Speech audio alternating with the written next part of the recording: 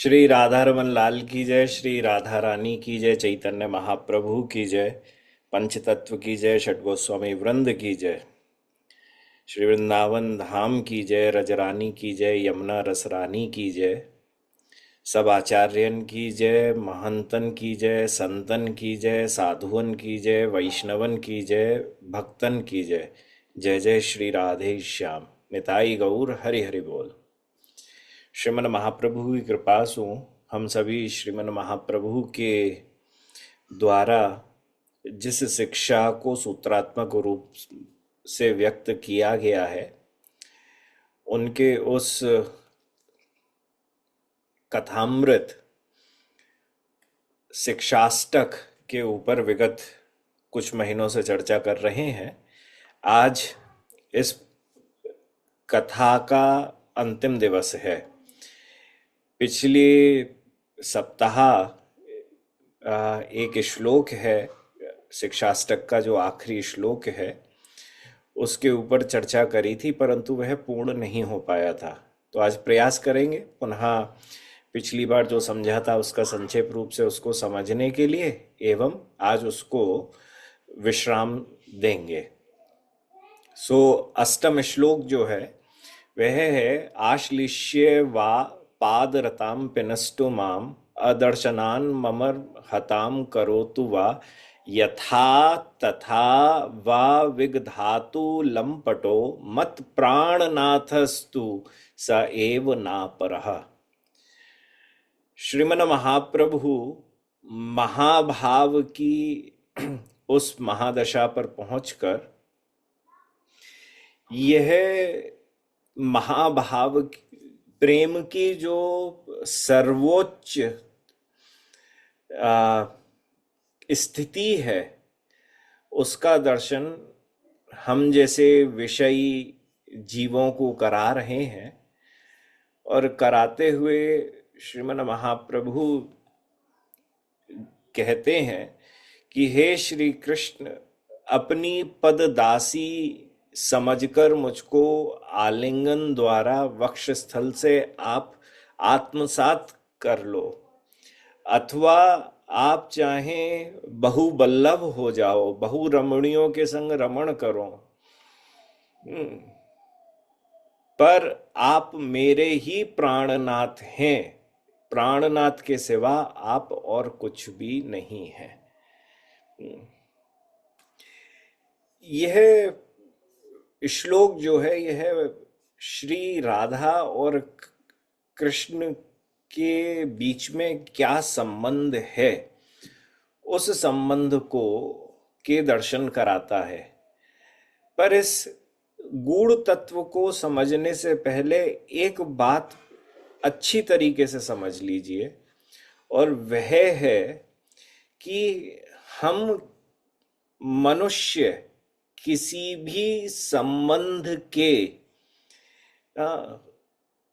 बारे में नहीं समझ सकते हैं।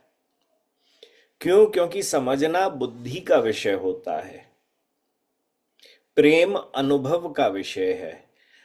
तो यहां जिस भाव के दर्शन श्रीमन महाप्रभु करा रहे हैं और जिस भाव को वह हम को दर्शन कराते हुए बता रहे हैं शिक्षाष्टक के द्वारा, जिसमें श्रीमन महाप्रभु मादनाख्या महाभाव की जो प्रेम की मुकुटमणि के समान है, जो प्रेम की दशा में एकमात्र श्री राधा रानी के पास है एवं श्री मन महाप्रभु के पास है, अन्यत्र यह महाभाव और मादनाख्या महाभाव भगवान श्री कृष्ण के पास भी नहीं है। उस उच्च स्थिति के दर्शन जो हैं उन्होंने एक श्लोक में सूत्रात्मक रूप में करा दिए। अब उस स्थिति को हम समझ नहीं सकते हैं। क्यों? क्योंकि हर जगह समझने में हमको अपनी बुद्धि लगानी पड़ेगी, और बुद्धि लगाकर प्रेम के विषय को नहीं समझा जा सकता है। इसका सिर्फ आस्वादन करने का भाव मुख्य भाव है, और इससे जो शिक्षा प्राप्त होगी उस शिक्षा को प्राप्त करने का भाव ही मुख्य भाव रहेगा कि यह महाभाव के दर्शन क्यों कराए। हाँ, क्योंकि शिक्षाष्टक के अंदर यह अंतिम श्लोक में जिस महाभाव के दर्शन कराए हैं, यह महाभाव के दर्शन, यह महाभाव की प्राप्ति कोई जीव तो नहीं कर सकता है। जैसा हमने कहा, सिर्फ एकमात्र श्री राधा रानी एवं श्रीमन महाप्रभु ने ही इस मादनाख्या महाभाव को प्राप्त किया, इसके अलावा तो किसी ने भी नहीं करा। तो श्रीमन महाप्रभु ने इस भाव के दर्शन कराकर हमको क्या शिक्षा दी है, हाँ, उसे समझने का प्रयास करेंगे। और उस शिक्षा को हम ग्रहण करेंगे। तो सबसे पहली चीज है कि यह सूत्रात्मक जो श्लोक है, यह सूत्रात्मक श्लोक समझ में नहीं आ सकता जब तक इसकी व्याख्या को नहीं समझा जाए। तो श्रीमन महाप्रभु ने चैतन्य चरितामृत के अंदर इस श्लोक की व्याख्या करी है, और उस व्याख्या को श्रीमन महाप्रभु ने 13 त्रिपदियों के अंदर व्यक्त किया है। 12 कह लो, 13 कह लो, 14 कह लो, परंतु हाँ, मैंने उन सब त्रिपदियों को जो चैतन्य चरितामृत के अंदर दी हुई हैं, उनको मैंने आप सबके संग स्क्रीन पे शेयर करा हुआ है। एक मैसेज के माध्यम से मैंने उन सब त्रिपदियों को भेजा हुआ है कि इससे आप यह समझ पाएं या समझने का प्रयास कर पाएं कि श्रीमन महाप्रभु ने इस श्लोक के द्वारा क्या जताने का, क्या बताने का, क्या शिक्षा देने का प्रयास किया, हाँ, और हमारी समझ में वह कितना आ रहा है, और इस भाव को हम कैसे ग्रहण करेंगे। तो सबसे पहले श्रीमन महाप्रभु जो हैं, वह श्रीमन महाप्रभु की अति कृपा है कि उन्होंने इस श्लोक की व्याख्या स्वयं ही चैतन्य चरितामृत के अंदर करके हम सब जीवों को कृतार्थ कर दिया। नहीं तो उस भाव को भी हम कभी समझ नहीं पाते।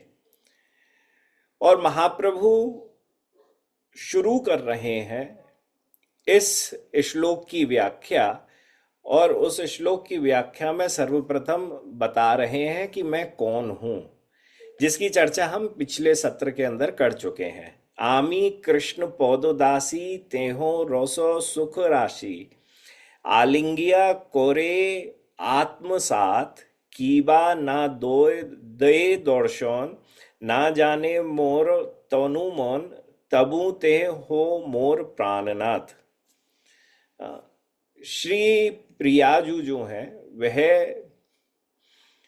कह रही हैं कि मैं भगवान श्री कृष्ण के चरणों की दासी हूं। आमी कृष्ण पदो दासी, पद मतलब चरण, तो मैं कृष्ण चरण की दासी हूं। और इस दासता में तेहो रस सुख राशि, और इसी कारण से मुझको संपूर्ण जो रस है वह भगवान के चरण कमलों में विराजित है, वह सब मुझको प्राप्त हो रहा है। भगवान कभी आलिंग्या करे आत्मसात, कभी वह मुझको आलिंगन दें, कीबा ना दे दर्शन, कभी वह मुझको दर्शन ना दे, ना जाने मोर तनुमन, तबू ते हो मोर प्राणनाथ। वह मेरे संग जैसा भी व्यवहार करें, परंतु उसके बाद भी वह मेरे प्राणनाथ रहेंगे, और मैं उनके चरण कमलों की दासी ही रहूंगी। श्री प्रियाजू यह बोलने के बाद आगे की चर्चा कर रही हैं, और आगे की चर्चा में करते हुए कहती हैं, सखी हे शोन मोर मनेर निश्चय, कीबा अनुराग कोरे, कीबा दुख दिया मारे, मोर प्राणेश कृष्ण अन्य नय। हे सखी, मेरे मन की यह जो धारणा है इसको अच्छी तरीके से धारण कर लो। हाँ, जो मैं मन ही मन अनुभव करती हूँ, जो मेरे हृदय में आत्मसात हो चुका है, मैं उस अपने निश्चय को तुमको बता रही हूँ। ये मेरे मन का निश्चय है कि श्री कृष्ण मुझको आलिंगन करें, और आलिंगन करके अपने प्रेम का प्रकाश करें, या मुझको त्याग कर अन्यत्र जाकर मरणांतक दुख दें। कीबा दुख दिया मारे, हाँ, वो मुझे दुख देकर मारने लगे। वो जो इच्छा हो सो क्यों ना करें, सब अवस्थाओं में वह मेरे प्राणेश ही रहेंगे, प्राणेश कृष्ण ही रहेंगे, अन्य और कोई भी नहीं हो सकता है, क्योंकि मैं उनके चरणों की दासी हूं। अगले पद में श्री प्रियाजू बोल रही हैं और बोलते हुए कहती हैं, छाड़ी अन्य नारी गौण मोरा वश तनु मन, मोर सौभाग्य प्रकट कोरिया, ता सभारे देन पीड़ा, आमा सोने कोरे क्रीड़ा, सेई नारी गौण देखाइया। कीबा तेहो लंपट शठ ध्रष्ट सकपट, अन्य नारी गौण साथ, मोर आगे कोरे क्रीड़ा, मोरे दीते मनह पीड़ा, तबु तेहो मोर प्राणनाथ।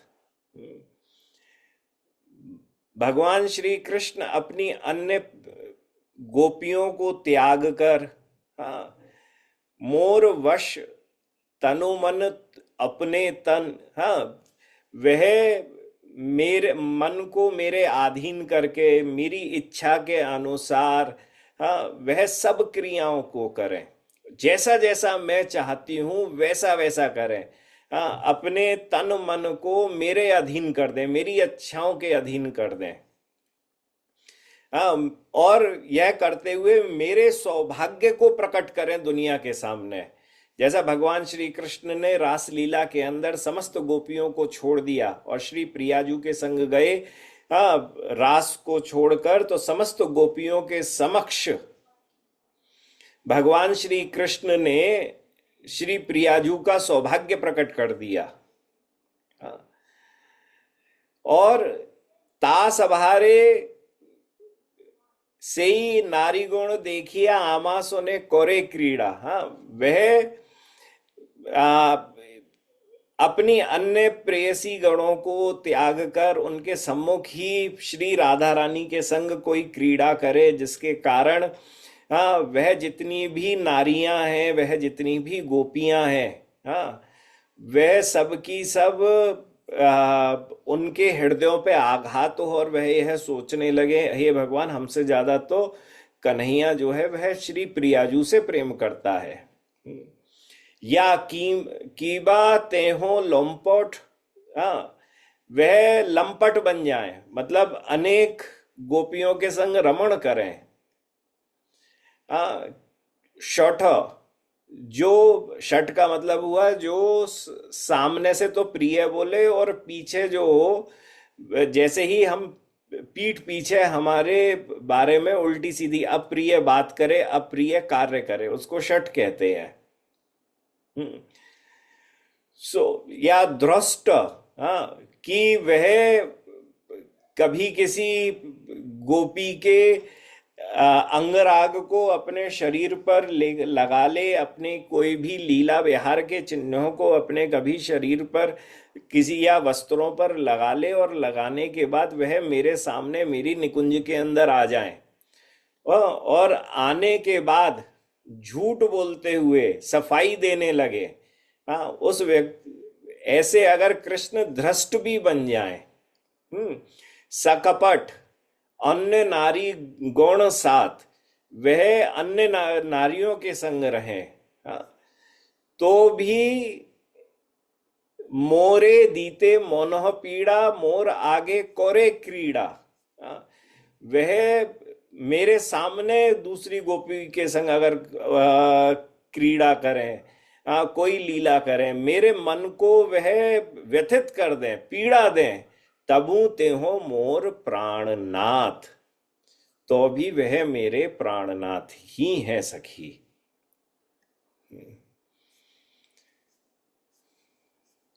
आगे कहती हैं श्री प्रियाजू, नागोनी आपन दुख सोवे वांछी तोर सुख तार सुखे आमार तात्पर्य मोरे यदि दिले दुख तार हाइल महासुख सेई दुख मोर सुख वर्य।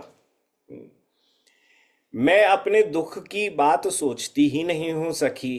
अपना सुख या दुख का का अभाव मेरे लिए खोज का विषय नहीं है कि अरे मुझे कहाँ से दुख हो रहा है, अरे मुझे कहाँ से सुख हो रहा है, लाओ मैं देखूं कहाँ से, अगर मुझे दुख हो रहा है तो सुख की प्राप्ति करूं, अगर मुझे सुख हो रहा है तो यह सुख कैसे बहुत समय तक मेरे जीवन में टिका रहे। मैं इसके बारे में कोई भी अनुसंधान नहीं करती हूं। क्यों नहीं करती हूं? सोबे वांछी तौर सुख, मैं एकमात्र इच्छा करती हूं, वांछा रखती हूं कि वह वांछा क्या है कि श्री कृष्ण का सुख हमेशा बना रहे। मेरा सुख बने या ना बने, पर श्री कृष्ण का सुख हमेशा बना रहे। तार सुखे आमार तात्पर्य, उनका सुख विधान ही, उनका सुख हमेशा विद्यमान रहे, यही मेरे जीवन का एकमात्र उद्देश्य है। और मेरे द्वारा जो चेष्टाएं हैं वह सभी चेष्टाएं श्री कृष्ण के सुख के निमित्त ही हैं। यदि दिले दुख तार हईल महासुख सेई दुख मोर सुख वर्य। मुझे दुख देने में यदि उनको अत्यंत सुख होता हो तो उनके द्वारा दिया गया दुख ही मेरे लिए परम सुख है, क्योंकि इससे वह सुखी होते हैं तो उनका सुख ही मेरा सुख है। और शब्द है सुख वर्य, मतलब सुखों में श्रेष्ठ है। वर्य का मतलब है श्रेष्ठ है, परम सुख है।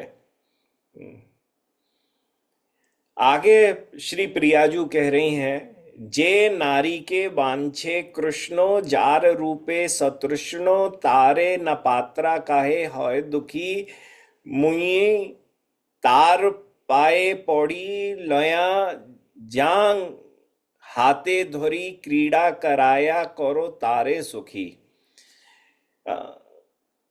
श्री कृष्ण के अन्य गोपी के संग से भी श्री राधा रानी को स्वरूपतः दुख नहीं होता है, यह बतलाया गया है इसमें।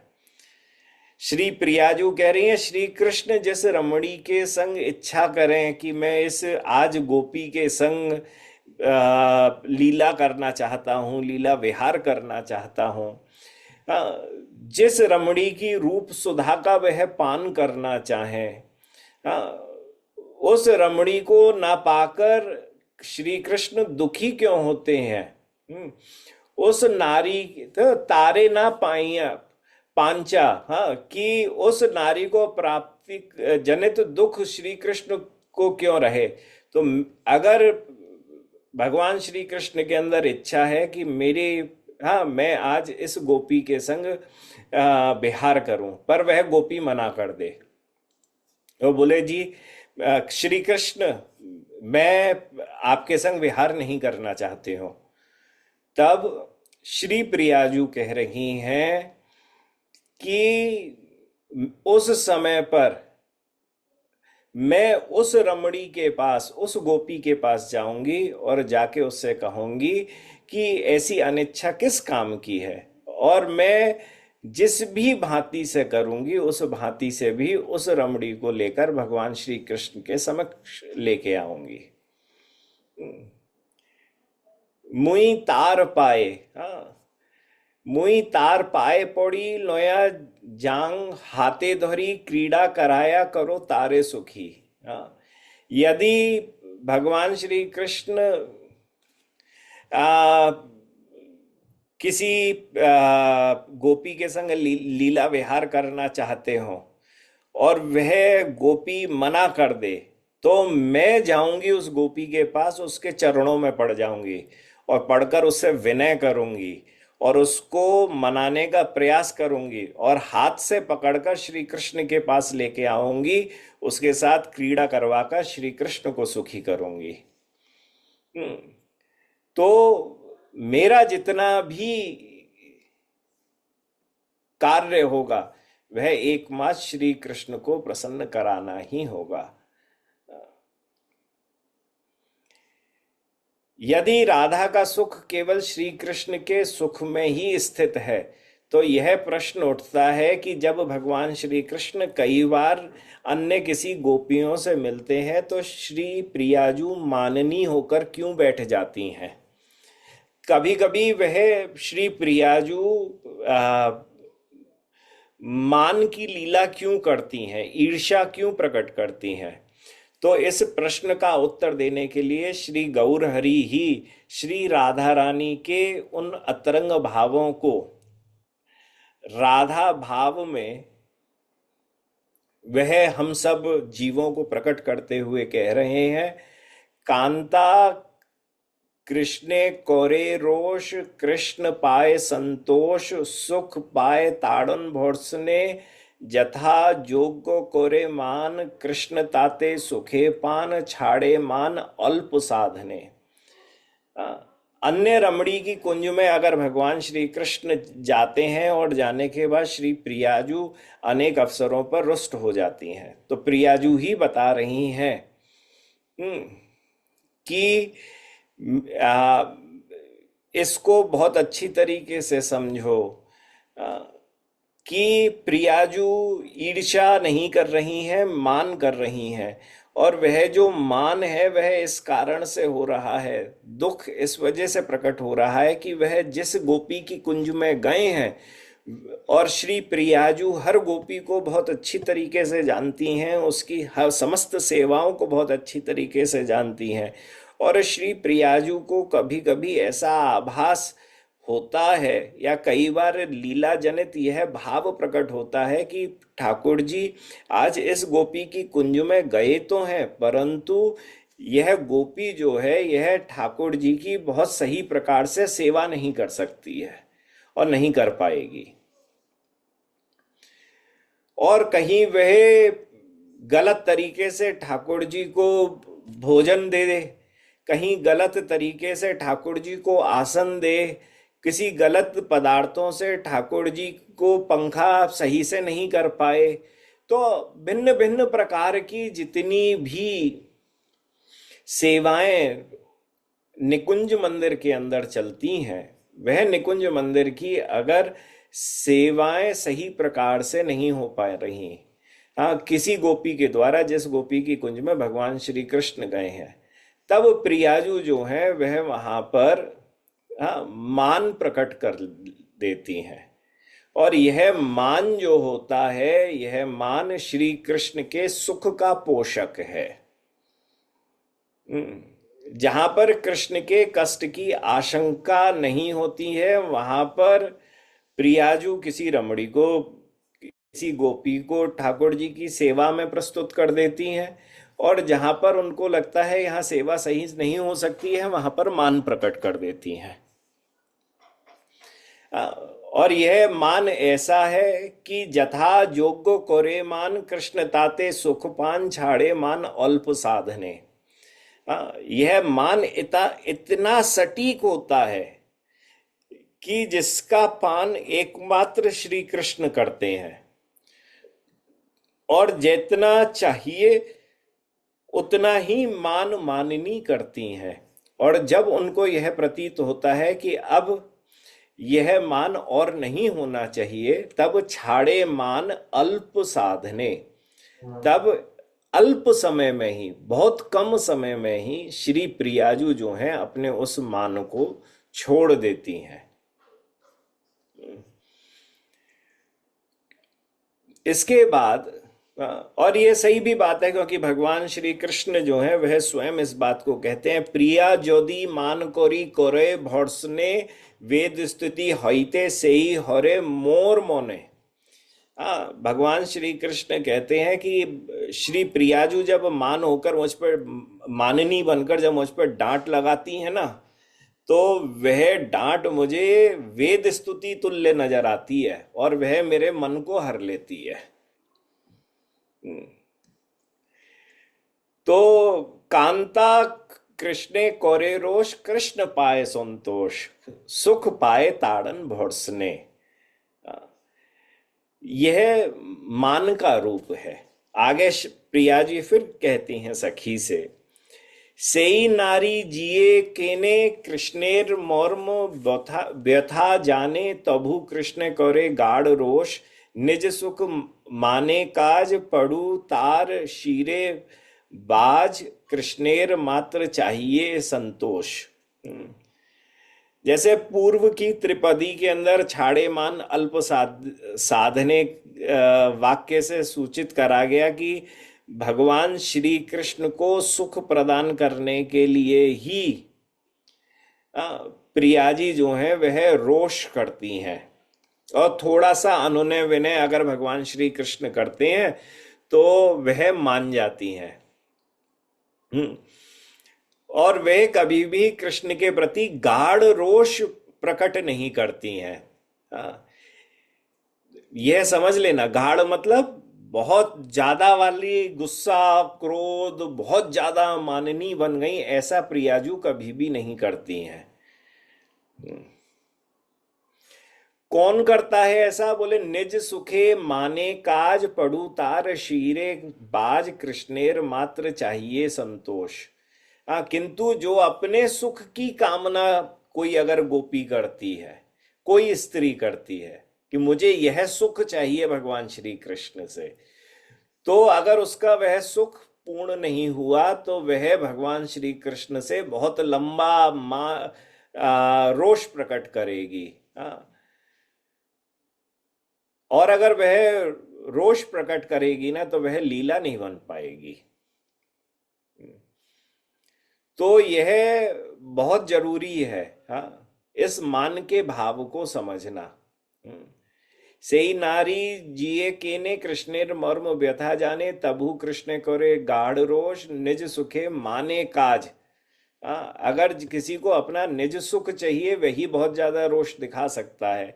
जिसको सिर्फ कृष्ण सुख चाहिए तो वह कृष्ण सुख के लिए जितने मान की आवश्यकता है उतना ही माननी श्री प्रियाजू मान करती हैं। आगे कहते हैं प्रियाजू 8वीं त्रिपदी में, जे गोपी मोरे कोरे द्वेषे, कृष्णेर कोरे संतोषे, कृष्ण जारे कोरे अभिलाष, मुई तार घोरे जहां, तारे सेवो दासी होया, तोबे मोर सुखेर सुखेर उल्लास। श्री प्रियाजू केवल श्री कृष्ण सुख ही चाहती हैं और कुछ नहीं चाहती। इसको इस त्रिपदी के माध्यम से और विशेष रूप से बतलाया गया है। श्री राधिका के प्रति द्वेष भाव रखने वाली यदि कोई गोपी श्री कृष्ण के लिए सुख साधक रूप होती है तो वह गोपी भी श्री प्रियाजू के लिए अपने प्राणों के समान प्रिय होती है। लीलावश देखो, एक तो पहली बात यह समझ लो, क्योंकि बहुत सारे अपने नव भक्त भी जूम आदि की क्लास से जुड़े होते हैं, यह सब कुछ लीला का भाव चल रहा है। श्री प्रियाजू से ही सबका प्राकट्य है। जैसे भगवान श्री कृष्ण से सबका प्राकट्य होता है, राक्षसों का, दैत्यों का, सबका असुरों का सबका प्राकट्य भगवान श्री कृष्ण से है, परंतु वो ही भगवान को मारने के लिए भी आ जाते हैं। कृष्ण लीला के अंदर भी उन सबका प्राकट्य हो जाता है। सो ठीक उसी प्रकार से समस्त गोपियों का प्राकट्य जो है वह प्रियाजू से है, परंतु लीला के कारण, उस लीला के को की वृद्धि के लिए, जब योग माया जी के द्वारा ऐसे भाव गोपियों के हृदय में दिए जाते हैं तब उस समय पर अगर कभी कोई गोपी श्री प्रियाजू से द्वेष भी कर ले, तो भी पर कृष्ण को सुख मिलता है उस गोपी से, तो भी श्री प्रिया जी के लिए प्रिया जी कभी भी उस गोपी से द्वेष नहीं करेंगी। वह गोपी तो श्री प्रिया जी के लिए प्राणों के समान प्रिय है, क्योंकि वह श्री कृष्ण को सुख प्रदान कर रही है। यहां पर यह सेवा का जो भाव प्रकट हो रहा है श्री प्रियाजू द्वारा, उज्ज्वल नीलमणि के हिसाब से तो इसमें उत्कंठा भी है, दैन्य भी है और विनय भी है। क्योंकि यह महाभाव की वह दशा है जो संचारी भावों से जुड़कर जैसे भाव के दर्शन करा रही है। कि श्री प्रियाजू का प्रेम इतना शुद्ध है कि उनके लिए कोई भी अप्रिय नहीं है, परंतु उनके लिए वह परम प्रीति की वस्तु बन जाता है। और यह एक ही कारण से बनता है, और वह है श्री कृष्ण सुख का भाव ही एकमात्र श्री प्रियाजू में विद्यमान है। और जहां पर प्रेम होता है वहां व्यक्तिगत विषय की चिंता का समय ही नहीं मिलता है। प्रियाजू अपने बारे में सोचती ही नहीं है, वह तो भगवान श्री कृष्ण के बारे में ही सोचती हैं। जब प्रेम महाभाव की सीमा पर पहुंच जाता है तो महाराज जैसे समझो कि कोई समुद्र है, उसके अंदर सुनामी आ गई, तो वहां सुनामी जिस प्रकार से सब वस्तुओं को अपने अंदर ग्रहण कर लेती है, ठीक उसी प्रकार से व्यक्ति का व्यक्तित्व का विसर्जन हो जाता है। यह तो प्रेम की दशा में ही हो जाता है। और महाभाव की दशा में जिस परम स्थिति पर श्री प्रियाजू अवस्थित हैं, उस परम स्थिति पर तो व्यक्तित्व का विसर्जन अपने आप ही हो जाता है। और जब व्यक्तित्व का विसर्जन होता है तो प्रियाजू अपने बारे में नहीं सोचती हैं कि कौन सखी, कौन गोपी मुझसे द्वेष रखती है, कौन सखी मुझसे ईर्ष्या रखती है। वह तो एकमात्र श्री कृष्ण सुख का ही चिंतन करती रहती है। आगे श्री प्रियाजू अपने गुह्यतम भाव को प्रकट कर रही हैं। कहती हैं, कुष्टि विप्रेर रमणी पतिव्रता शिरोमणि, पति लागी कैल वैश्यार सेवा, स्तंभिल सूर्यर गौती जियायल मृतपति, तुष्ट कैले मुख्य तिन देवा। यहाँ नौमी इस त्रिपदी के अंदर एक बड़ा अच्छा भाव आया है कि कुष्टि विप्रेर रमणी पतिव्रता शिरोमणि। यहाँ पे एकमात्र पतिव्रता नहीं कहा है, यहाँ कहा है पतिव्रता शिरोमणि। बड़ा विशेष शब्द है पतिव्रता शिरोमणि।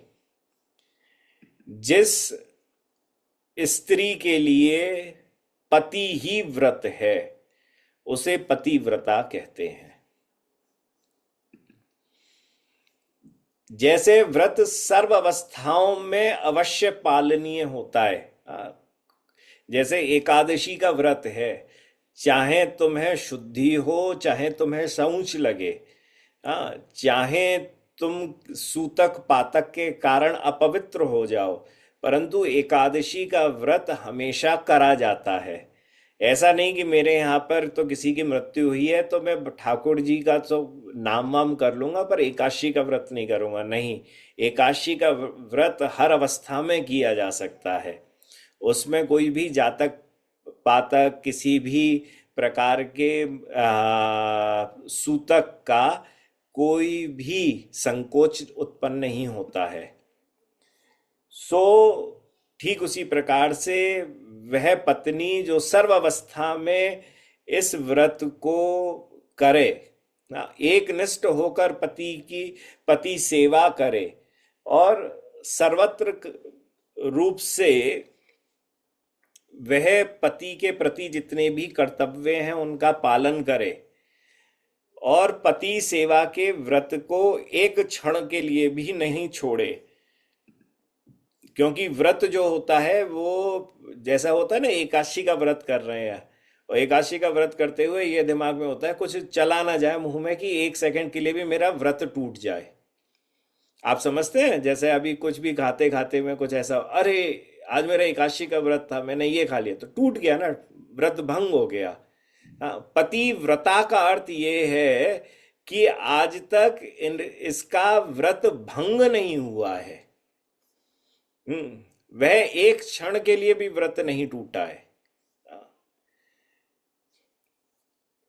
तो चाहे कुछ भी हो रहा हो, जैसे हमारे यहाँ पर वैकुंठ की लक्ष्मियों को पतिव्रता शिरोमणि कहा जाता है। वृंदावन में श्री प्रिया जी को पतिव्रता कहा जाता है। तो यहाँ श्री प्रियाजू प्रेम की एक पराकाष्ठा की चर्चा उदाहरण देते हुए कर रही हैं। यह वह कह रही, एक कथा को बता रही हैं। शास्त्र के अंदर एक कथा आती है जिसके अंदर एक ब्राह्मण होता है जिसको कुष्ठ रोग लगा हुआ था। उसकी एक पत्नी होती है। वह पत्नी कौन है? तो कहा पतिव्रता शिरोमणि। पतिव्रता ही नहीं है, उस पतिव्रता के ग्रुप में समझ लो शिरोमणि है। अगर करोड़ों पतिव्रताएं हैं तो उसके अंदर एक शिरोमणि होकर वह कुष्ठ रोगी की जो ब्राह्मण है उसकी पत्नी विराजित है। पति लागी कोइल वैश्याड़ सेवा। क्या हुआ कि एक बार यह जो कुष्ठ रोगी था, यह कुष्ठ रोगी अपंग था, पैरों से नहीं चल पाता था। तो पैरों से चल नहीं पाता था, पर कहीं पर किसी बाजार में कहीं पर होगा तो वहां पर एक वैश्या को देख लिया। वैश्या को जैसे ही देखा तो बड़ा मंत्रमुग्ध हो गया, उस रूप से लुब्ध हो गया। और रूप से लुब्ध हो जाने के बाद अब तो दिन रात यही सोचे कि यह वैश्या का तो बस एक पुनः बारंबार बस चेहरा ही मुझको दिखता रहे और कुछ भी नहीं चाहिए। परंतु उसकी यह इच्छा पूरी नहीं हो पा रही थी। वह कुष्ठ रोगी था, दरिद्र था और पैरों से अपंग भी था। अब वैश्या के पास जा नहीं सकता था, कोई साधन नहीं था जाने का। अब यह सोचने लगा कि मेरे जीवन की एक यह इच्छा है, यह इच्छा तो मेरी पूरी हो जाए, कैसे भी करके उस वैश्या के दर्शन तो मुझे मिले। मैं वैश्या से बात करना चाहता हूँ, वैश्या को देखना चाहता हूँ। अब बड़ा व्यथित रहने लगा कि मैं चल के जा नहीं सकता हूँ, धन है नहीं, अपने पास बुला नहीं सकता हूँ, कुष्ठ रोगी हूँ, तो वैसे ही मेरे शरीर से दुर्गंध आती है, मेरा तो संग भी कौन करे। तो बड़ा दुखी रहने लगा। तो पत्नी उनके अंतर्हित भावों को जानती थी, तो पत्नी ने एक बार पूछा तो पत्नी को अपने उन अंतर्हित भावों के बारे में उसने निवेदन कर दिया। अब पत्नी सोचने लगी कि मैं अपने अब पति को सुख कैसे प्रदान करूं। मैं पति को सुख कैसे प्रदान करूं, क्या पता इनकी आयु और कब तक है, और अगर इसी इच्छा को लेकर अगर इनका शरीर शांत हो गया तो पुनः जो इच्छा लेकर शांत हुआ है फिर पुनः इस धरती पर आना पड़ेगा और उस इच्छा की पूर्ति करनी पड़ेगी। तो उनकी इच्छा की पूर्ति कराने के लिए वह सोचने लगी। तो सोचते सोचते उसने सोचा मेरे पास लक्ष्मी तो है नहीं, लाओ मैं वैश्या की सेवा में जाके लग जाती हूँ। तो वह पतिव्रता शिरोमणि जो है, वह पतिव्रता शिरोमणि गई और जाने के बाद पति लागी कोइल वैश्याड़ सेवा। वह वैश्या के यहाँ पर काम करने लगी, मेड बन गई। मेड बन गई तो उससे बड़ी खुश हुई वैश्या। वैश्या ने पूछा कि तो बता तुझको वेतन क्या चाहिए?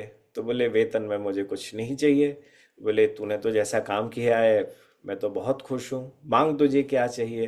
बोले ऐसी इच्छा है कि मेरे पति आपसे बस मिलना चाहते हैं, उनकी अंतिम इच्छा है और मैं चाहती हूँ कि आप उनसे मिलो। तो वैश्या बोली भाई मैं तेरे घर तो नहीं आऊंगी।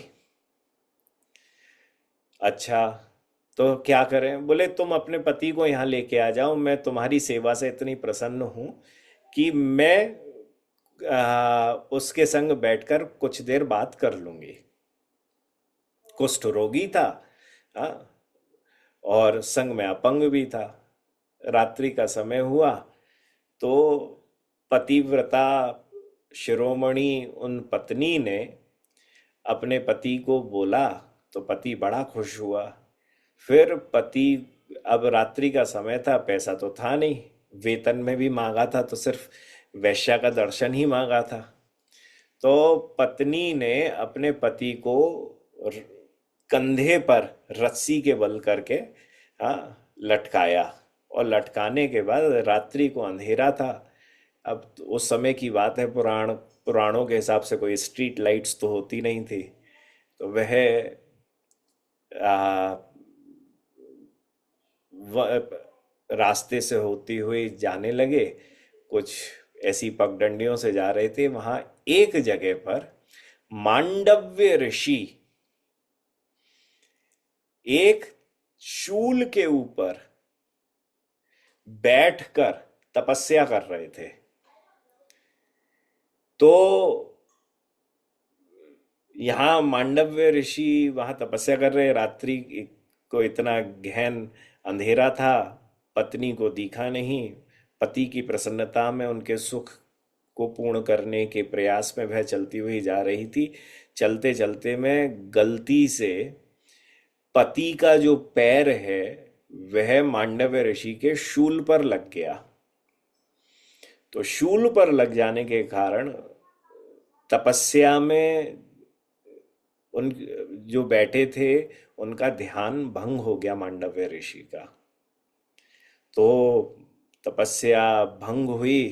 तो मांडव्य ऋषि खड़े हुए और खड़े होके साफ तौर पर श्राप दे दिया कि सुबह की जैसे ही आ, किरण आवेगी, सूर्य की किरण आवेगी, जैसे ही भोर होगी, सूर्य उदय होगा, तेरा यह पति मर जाएगा और तू विधवा हो जाएगी। अब यहां बड़ी गजब की चीज है। शास्त्र कहता है कि यह सुनकर पतिव्रता शिरोमणि वह दुख में पड़ गई। पर किस दुख में पड़ी? वह यह दुख में नहीं पड़ी कि मेरा पति मर जाएगा, वह यह दुख में नहीं पड़ी कि मैं विधवा हो जाऊंगी, वह यह दुख में पड़ी कि मेरा जीवन सिर्फ एकमात्र मेरे पति को सुख पहुंचाने के लिए है और उनकी मृत्यु हो जाएगी और उनको मैं वह सुख नहीं दे पाऊंगी जिसका मैं प्रयास कर रही थी। इस कारण से वह दुखी हो गई। दुखी हुई तो उन्होंने भी हाथ में जल लेते हुए कहा कि अगर मैं सती सावित्री, मैं अगर पतिव्रता हूं, मैंने आज तक अगर पति व्रत का सही रूप से पालन किया है तो सूर्योदय ही नहीं हो। तो मांडव्य ऋषि भी बोले कि ठीक है, देखते हैं। हाँ, महाराज सूर्योदय ही नहीं होके देने लगा। अब त्राहिमाम त्राहिमाम तीनों लोकों में हो गया। तो तीनों लोकों में जैसे ही त्राहिमाम त्राहिमाम हुआ, तो आप उस त्रिपदी में पढ़िए, नौवीं त्रिपदी में, स्तंभिल सूर्येर गति, हाँ, सूर्य की गति जो थी वह स्तंभित हो गई, रुक गई। जियायल मृतोपति तुष्ट कैल मुख्य तिन देवा। क्या हुआ कि जब यह सब हुआ तो तीन देव प्रकट हुए, ब्रह्मा विष्णु महेश। ब्रह्मा विष्णु महेश ने आके पूछा कि भैया क्या हुआ? सो पूरी की पूरी कथा बताई गई तो वह सब जितना हुआ था वह सब प्रकरण जब बताया तो भगवान बोलते हैं कि भैया ऐसा है मांडव्य ऋषि, तुम्हारा भी तुमने जो वचन बोला है वह भी भंग नहीं होगा, और यह जो पतिव्रता शिरोमणि है इसका भी वचन भंग नहीं होना है। पर हाथ जोड़ के कही पतिव्रता शिरोमणि पत्नी से कि ऐसा है देवी, आप सूर्य की गति को मत रोको, आप सूर्य की गति को चलने दो। मांडव्य ऋषि आ, जैसे ही सूर्योदय होगा, मांडव्य ऋषि का यह श्राप आपके पति को लगेगा, आपके पति की मृत्यु हो जाएगी। उसके बाद हम तीन देव आपको वचन देते हैं कि आपके पति को पुनः जीवित कर देंगे। तो पतिव्रता शिरोमणि ने जो गति रोकी हुई थी सूर्य की, हाँ, उसको छोड़ दिया। छोड़ने के बाद सूर्योदय हुआ, सूर्योदय हुआ, प्राणांत हुए उसके पति के प्राणांत हुए। हो जाने के ठीक उसी अगले ही क्षण भगवान श्री विष्णु ने, हाँ, उसको पुनः जीवन दे दिया। तब उसे दिव्य रूप की प्राप्ति हुई। उसका जो कुष्ठ रोग था वह खत्म हो गया, वह अपंगता थी वह भी खत्म हो गई, और पुनः जीवन प्राप्त करते ही ब्रह्मा विष्णु महेश के दर्शन हो गए। तो जितनी अभी तक वैश्या के प्रति भी आसक्ति थी वह भी खत्म हो गई, भगवान का भगत बन गया। तुष्ट कैल मुख्य तिन देवा। तो यहां जो मुख्य बात है, वह मुख्य बात यह है कि यहाँ प्रियाजू बोल रही हैं कि जैसी वह पतिव्रता शिरोमणि है जिसने पूरे समय तक एकमात्र श्री अपने पति के सुख की ही कामना करी, वह दुखी भी हुई तो एकमात्र इस कारण से दुखी हुई क्योंकि उनके पति की सुख को वह पूर्ण नहीं कर पा रही थी। तो यही भाव मेरा भी भाव है इस महाभाव के अंदर। मेरे जीवन के सर्वस्व अगर कुछ है, एकमात्र विषय अगर कुछ है, वह है श्री कृष्ण को मैं कैसे सुख प्रदान करूं। आगे प्रियाजू कहती हैं, कृष्ण मोर जीवन, कृष्ण मोर प्राणधन, कृष्ण मोर प्राणेण पराण, हृदय ऊपरे धरो सेवा करी सुख करो, एई मोर सदा रहे ध्यान। हे सखी, प्रियाजू कहती हैं, हे सखी, कृष्ण ही मेरे जीवन है, कृष्ण ही मेरे प्राण धन है, और कृष्ण मेरे प्राणों की अपेक्षा भी प्रिय धन है। प्राण भी मैं एक बार को छोड़ दूं परंतु श्री कृष्ण को नहीं छोड़ सकती हूं। प्राण से भी अगर कुछ ऊपर है तो वह धन है मेरे श्री कृष्ण। हृदय में रख कर, मेरे हृदय में अगर कृष्ण को रख कर सेवा कर किसी प्रकार सुखी कर सकूं, यही मेरी एकमात्र अभिलाषा है और यही मेरा एकमात्र ध्यान है, यही मेरी एकमात्र उत्कंठा है। एई मोर सदा रोहे ध्यान। सखी, किस प्रकार श्री कृष्ण को सुखी कर सकूं, बस मैं यही सर्वदा चिंतन करती रहती हूं, इसके अलावा मैं कुछ भी चिंतन नहीं करती। आगे प्रियाजू कहती हैं, मोर सुख सेवने कृष्णेर सुख संगमे, अतएव देहे देहे दान, कृष्ण मोरे कांता करी, कहे तुमी प्राणेश्वरी, मोर होए दासी अभिमान। अब यहां एक प्रश्न उठता है कि श्री राधा रानी जो है वह श्री कृष्ण के सुख के अतिरिक्त और कुछ भी कामना नहीं करती हैं, परंतु यहां कहती हैं कि मैं अपनी देह का दान भी श्री कृष्ण को कर सकती हूं। हम्म, और मैं अपनी इस देह को दान भी कर देती हूँ।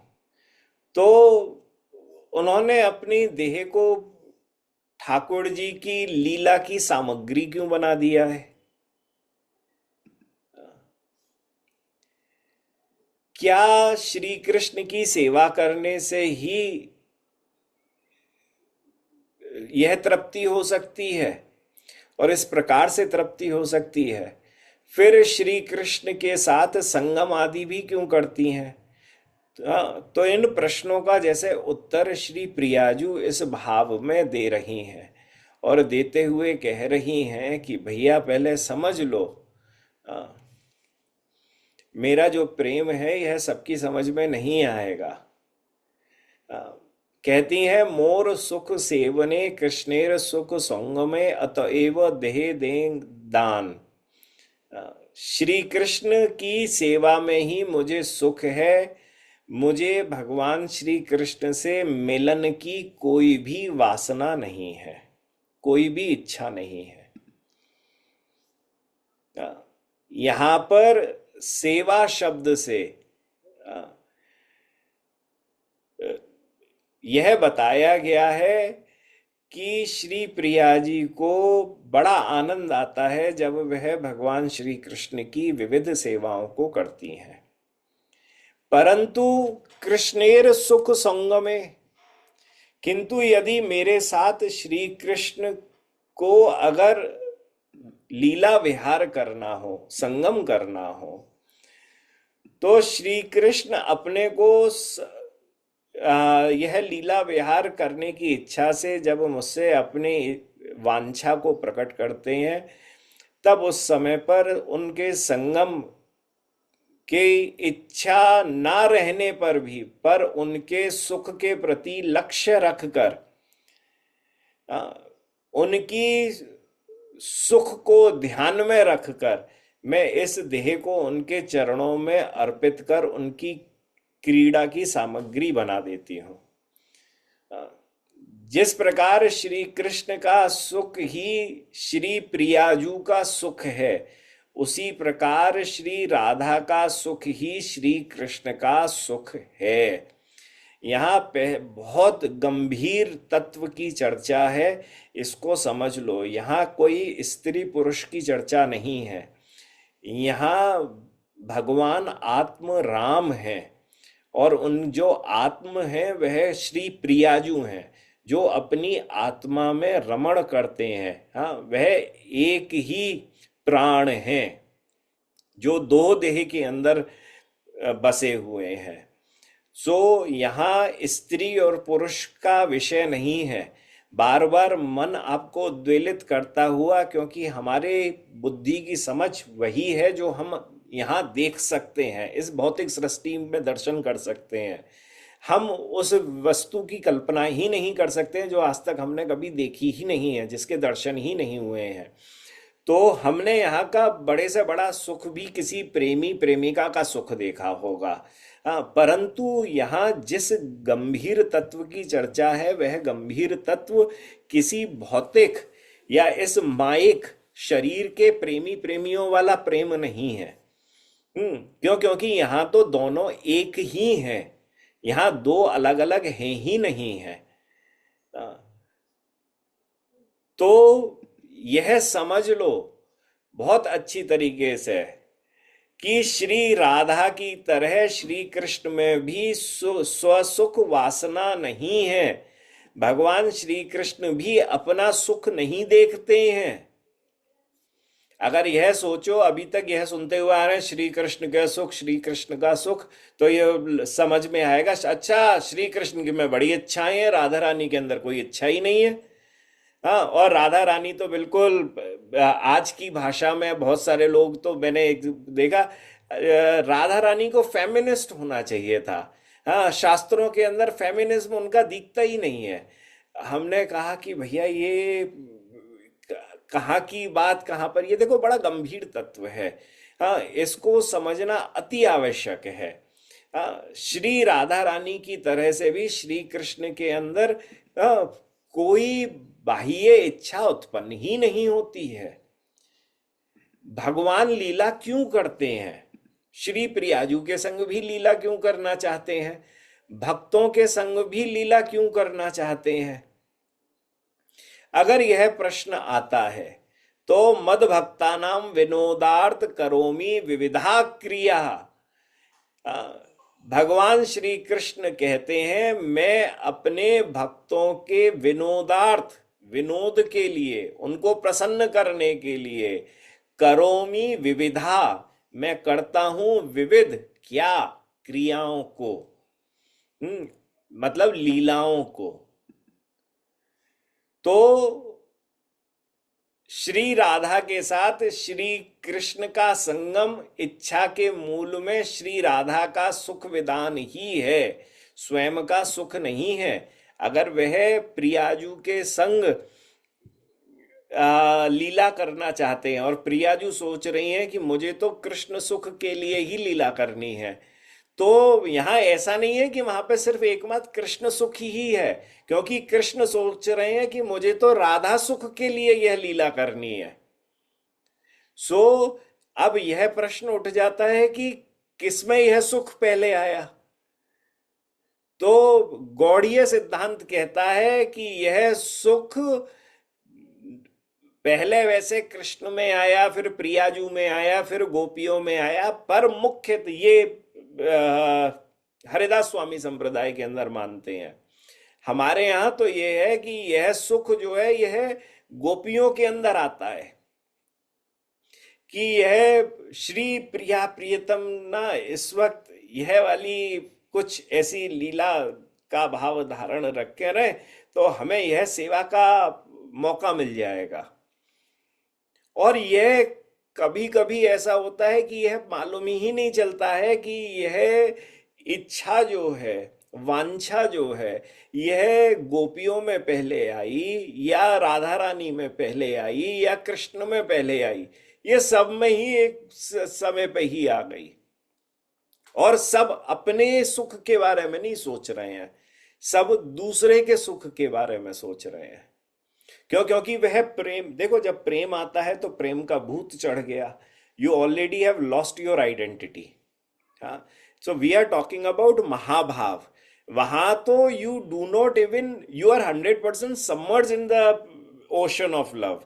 वहां तुम्हें होश ही नहीं है, वहां पे मैं तत्व विद्यमान ही नहीं है, वहां तो सेवा का भाव विद्यमान है। तो उस सेवा के भाव में यहां आत्म सुख की तो कोई चर्चा ही नहीं है। यहां तो कृष्ण सोच रहे हैं राधा सुख, राधा रानी सोच रही हैं कृष्ण सुख, और गोपियां सोच रहे हैं राधा और कृष्ण सुख।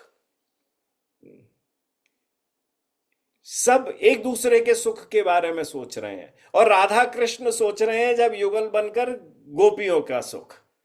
हाँ, कौन किसके सुख का कहां पर क्या विधान है, सब इतना इंटरकनेक्टेड है कि नहीं मालूम। तो जब कहते हैं ना कि प्रेम गली अति साकरी जामे दो ना समाए, भैया यह प्रेम की गली इतनी पतली है जिसमें दो बुद्धियां, दो व्यक्तित्व, दो अहम, हाँ, दो पर्सनैलिटीज चल ही नहीं सकते। यहां तो जब जब दो एक बन जाते हैं, जब एक प्राण बन जाते हैं, जब सम्मर्ज हो जाते हैं, जब अपनी आइडेंटिटी पूरी भूल जाते हैं, जब प्रेम का भूत चढ़ जाता है, तब भैया सिर्फ प्रियतम का सुख ही एकमात्र हमारे जीवन का ध्येय होता है। बहुत गंभीर तत्व है, इसे किसी भी प्रकार से भौतिक रूप से नहीं लेना चाहिए, क्योंकि वहां अपने स्वयं के सुख का विधान उस लीला के अंदर है ही नहीं है। तो प्रियाजू सोचे संगम में मेरी अपनी इच्छा ना रहने पर भी, जब श्री कृष्ण जब मेरे साथ संगम की इच्छा करते हैं, विहार की इच्छा करते हैं, तो श्री कृष्ण, यह विहार जो है श्री कृष्ण को सुख देगा, और तब उनके सुख के प्रति लक्ष्य करके अपनी देह को भी मैं उनके चरणों में अर्पित कर देती हूं। कृष्णेर सुख संग में, कृष्ण मोरे कांता कोरी, कहे कृष्ण तुम्ही प्राणेश्वरी, मोर होए दासी अभिमान। ये ये पूरे 13 पदों में सबसे पहले पद, सबसे पहला पद, और इसमें यह इसकी लास्ट लाइन। हाँ, ये समझ लीजिए ये नींव है उस मादानाख्या महाभाव की, श्री प्रियाजू के महाभाव की। हाँ, ये नींव है। क्या है वो? हाँ, मोर होए दासी अभिमान। देखो क्या प्रियाजू कह रही हैं, कृष्ण मोरे कांता कोरी। कृष्ण मुझे अपनी बनाकर, अपनी स्त्री बनाकर, कहे तुम्ही प्राणेश्वरी, मुझ में अपना, मुझे अपनी प्रियतमा मानकर वह बारंबार कहें, अरे तुम ही मेरी एकमात्र प्राणेश्वरी हो प्रियाजू, तुम ही प्राणेश्वरी हो, तुम ही प्राणेश्वरी हो। मुझे बारंबार प्राणेश्वरी कह के संबोधित करें। मैं अपने को उनकी प्राणेश्वरी न मानकर उनकी दासी मात्र ही समझती हूं।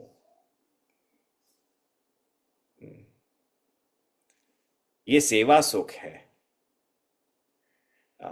ये इतनी जल्दी गले नहीं उतरेगा, क्योंकि हमें अहम तत्व विद्यमान है। कहा कि श्री कृष्ण ने जैसे श्री राधा रानी के देह का उपभोग करके श्री राधा रानी को अपना, अपनी प्रियतमा बनाकर उनको प्राणेश्वरित्व प्रदान कर दिया, कहा कि तुम ही मेरी एकमात्र प्राणों की ईश्वरी हो, और बारंबार अब बस प्राणेश्वरी कहकर ही मुझको संबोधित कर रहे हैं। परंतु उसके बाद भी श्री राधा रानी के मन में श्री कृष्ण के लिए यह आता नहीं है कि मैं उनकी प्राणेश्वरी हूं। यह अभिमान जागृत नहीं होता है। पर एकमात्र अगर कोई अभिमान श्री प्रिया जी के अंदर विद्यमान रहता है तो वह रहता है श्री कृष्ण की दासीपन का अभिमान। यही श्री राधा का श्री कृष्ण सुखैक तात्पर्य में प्रेम जो है उसकी महिमा को दर्शित करता है। तो क्यों नहीं मानती हैं वो अपने आप को प्राणेश्वरी? तो प्रियाजू कहती हैं, बहुत अच्छी बात, अगले पद में, 12वीं त्रिपदी मैसेज में आप सब पढ़ सकते हो। कांत सेवा सुखपूर संगम हईते सुमधुर ताते साक्षी लक्ष्मी ठाकुरानी, नारायणेर हृदय स्थिति तभुपाद सेवायमती, सेवा कोरे दासी अभिमानी। देखो, अपने प्रियतम के साथ संगम सुख की अपेक्षा कांत सेवा सुखपूर, सुखपूर का मतलब हुआ परिपूर्ण सुख, सुख का समुद्र। संगम हईते सुमधुर, कांत के साथ जब संगम से जो सुख मिलता है, विहार करके जो सुख मिलता है, उससे कांत की सेवा का सुख कहीं और अधिक मधुर और आस्वाद्य होता है। तो इसका प्रमाण क्या है? क्योंकि ये बात बड़े प्रेम से कोई कह दे, परंतु इसका प्रमाण क्या है? तो प्रियाजू प्रमाण दे रही हैं, और प्रमाण देते हुए किसका प्रमाण दे रही हैं? प्रमाण देते हुए कहती हैं कि ताते साक्षी लक्ष्मी ठकुरानी। भैया, इसका प्रमाण है लक्ष्मी जी साक्षात। तो सखी ने पूछा, लक्ष्मी? लक्ष्मी कैसे? बोले भैया संगम सुख से सेवा सुख बहुत अधिक और बहुत ही ज्यादा सुमधुर होता है। हाँ, और वह ऐसा है कि प्रिया जो लक्ष्मी जी है ना, वह तो नारायणेर हृदय स्थिति, वह तो भगवान श्री नारायण के वक्षस्थल पर हमेशा विराजित रहती हैं। भगवान ने अपने वक्षस्थल पर उनको स्थान दिया हुआ है।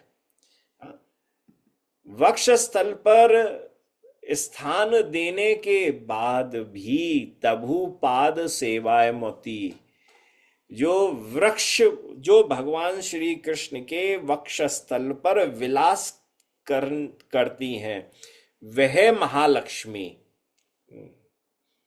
उनको भगवान श्री नारायण का वक्षस्थल भी और उस वक्षस्थल का विलास भी उनको प्रसन्न नहीं कर पाता है। तब लक्ष्मी जी सोचती हैं मैं क्या करूं क्या करूं क्या करूं। तब सोचते हुए सोचती हैं अरे मैं तो श्री नारायण की चरण सेवा ही कर लूं तो बड़ा आनंद आएगा। तो वह लक्ष्मी जो भगवान नारायण के वक्षस्थल पर विलास करती हैं, वह वक्षस्थल छोड़कर भगवान नारायण के चरणों में बैठकर पाद सेवा करती हैं। ये कौन सी बात की बात हो रही है? ये वो हो रही है कि भगवान श्री कृष्ण प्राणेश्वरी भी कह दें, परंतु प्रिया जी अपने को दासी का अभिमान में ही रखकर अपनी लीला कर रही हैं। वह अपने को प्राणेश्वरी नहीं मान रही हैं।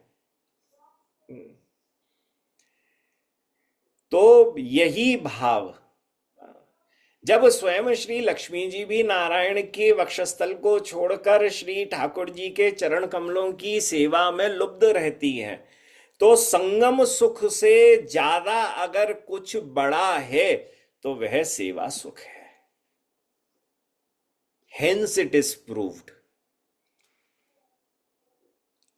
And because of that very reason,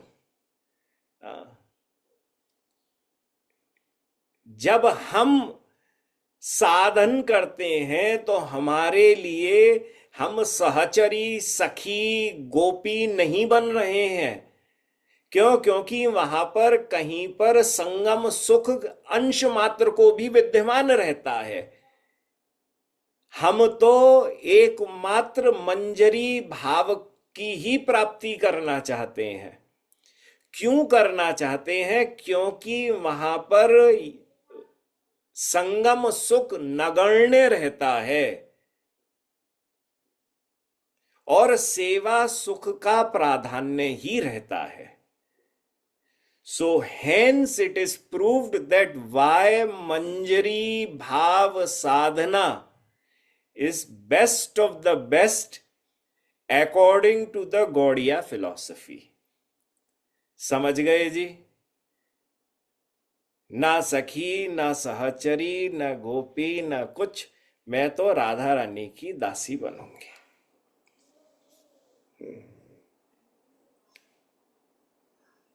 तो जहां श्री कृष्ण संगम की चेष्टा भी करें कि इस गोपी के संग भी अगर मुझे कुछ संगम मिल जाए, वहां भी मंजरी नहीं जाती है, क्योंकि उसे श्री कृष्ण का संगम नहीं, केवल एकमात्र जो श्री राधा रानी का अभिमान है। व्हाट इज हर अभिमान? कि मैं श्री कृष्ण चरण पद, श्री कृष्ण चरण दासी हूं, श्री कृष्ण पद दासी हूं। मैं सिर्फ एकमात्र श्री कृष्ण को सेवा के द्वारा सुख दे प्रदान करना चाहती हूं। तो वहां पर उस सुख को प्रदान करने में अगर प्रियाजू किसी गोपी को अपनी दासी बना लें, अपॉइंट कर लें और अपॉइंट करके कहें कि लाली तुझको आज ठाकुर जी की यह सेवा करनी है, वहां संगम सुख है ही नहीं है। वहां तो अगर पूर्णतः अगर कुछ विद्यमान है तो वह कृष्ण सुख, कृष्ण सुख अकॉर्डिंग टू राधा रानी।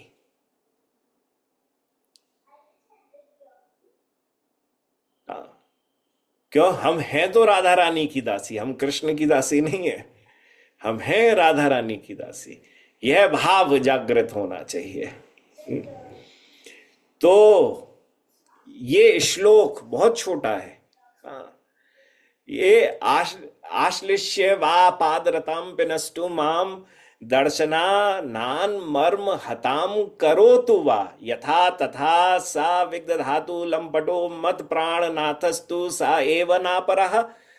यह श्लोक बहुत छोटा है, पर महाप्रभु ने कृपा करके महाभाव की उस उन्नत दशा के जो दर्शन चैतन्य चरितामृत के अंदर हमको कराए हैं कि वह राधा रानी का महाभाव, मादनाख्य महाभाव क्या है उसको समझो।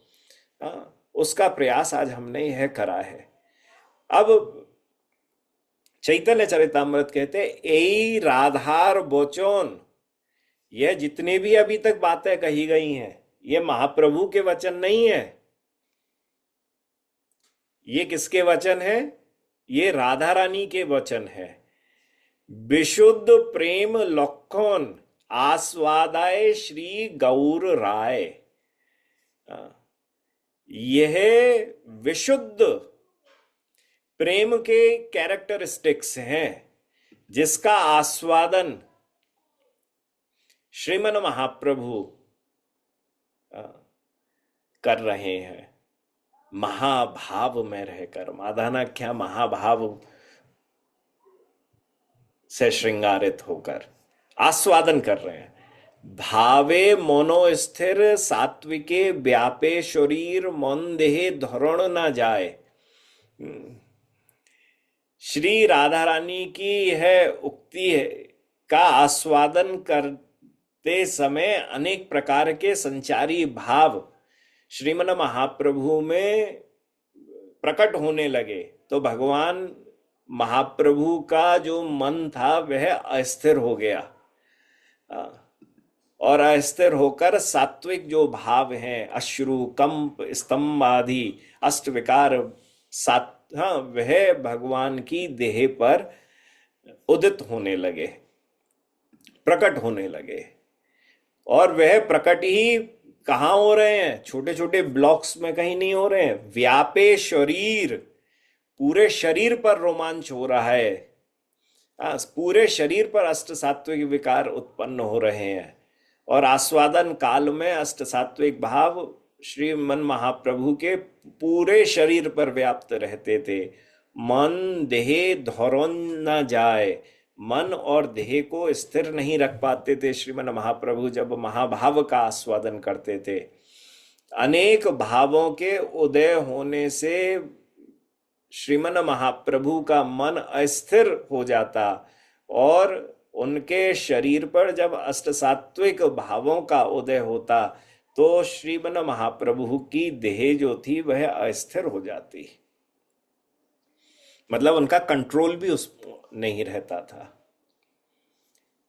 ब्रजेर विशुद्ध प्रेम जैन जाम्बू नोदो हेम आत्म सुखेर जाहे नाही गोंध से प्रेम जनाइते लोके प्रभु कैल एई श्लोके पौदे कैल अर्थेर निबंध।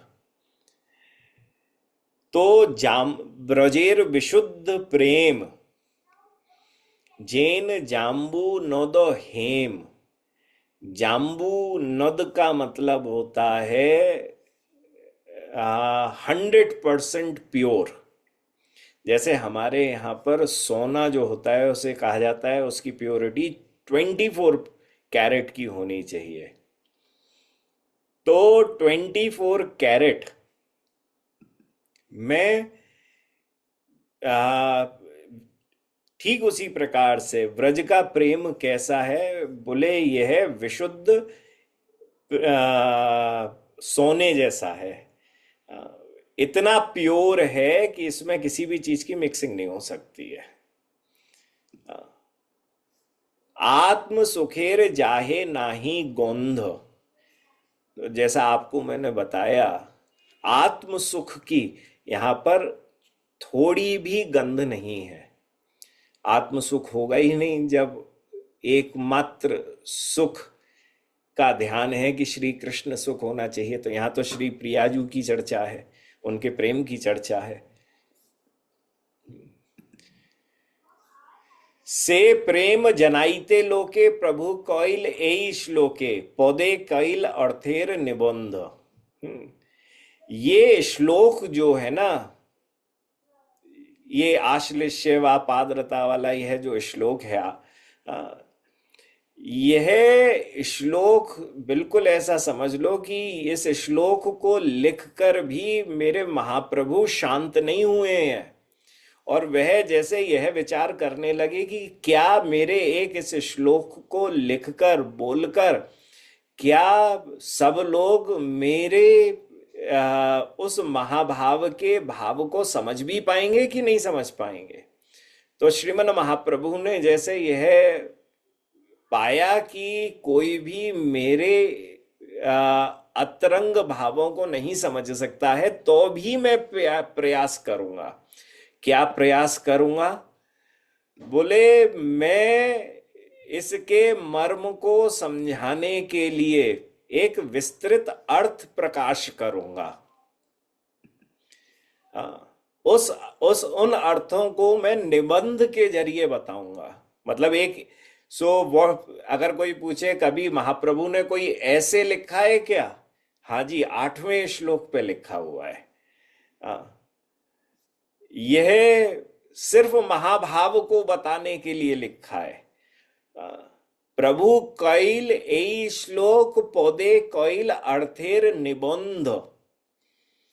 निबंध तो श्रीमन महाप्रभु ने इस विशुद्ध व्रज प्रेम को, जो इतना विशुद्ध है जैसे 24 कैरेट का सोना, जिसमें आत्म सुख बिल्कुल भी नहीं है, उसकी आत्म सुख की चर्चा नहीं है। यहां कह रहे हैं आत्म सुखेर जाही नाही गोंद, उसकी गंध भी नहीं है। मतलब वह दूर दूर तक ही नहीं फटक रहा है वहां पर। से प्रेम जनाइते लोके, उस प्रेम को श्रीमन महाप्रभु ने सोचा है कि मैं हर लोगों को बताना चाहता हूं उस मर्म को। प्रभु कइल एई श्लोके, और सिर्फ यही मन की भावना को धारण करके श्रीमन महाप्रभु ने इस श्लोक को कहा। और कहने के बाद पौधे कइल और थेर निबंध, बाद में स्वयं ही इस श्लोक का निबंध लिखा, इसकी टीका लिखी कि यह महाभाव हर कोई नहीं समझ पाएगा, पर जिसके ऊपर कृपा हो गई वह समझ लेगा कि इस श्लोक का के अर्थ का प्रकाश करने का निमित्त अगर कुछ है तो वह बस एक ही है कि यह महाभाव की दशा में भी प्रियाजू आमी कृष्ण पद दासी,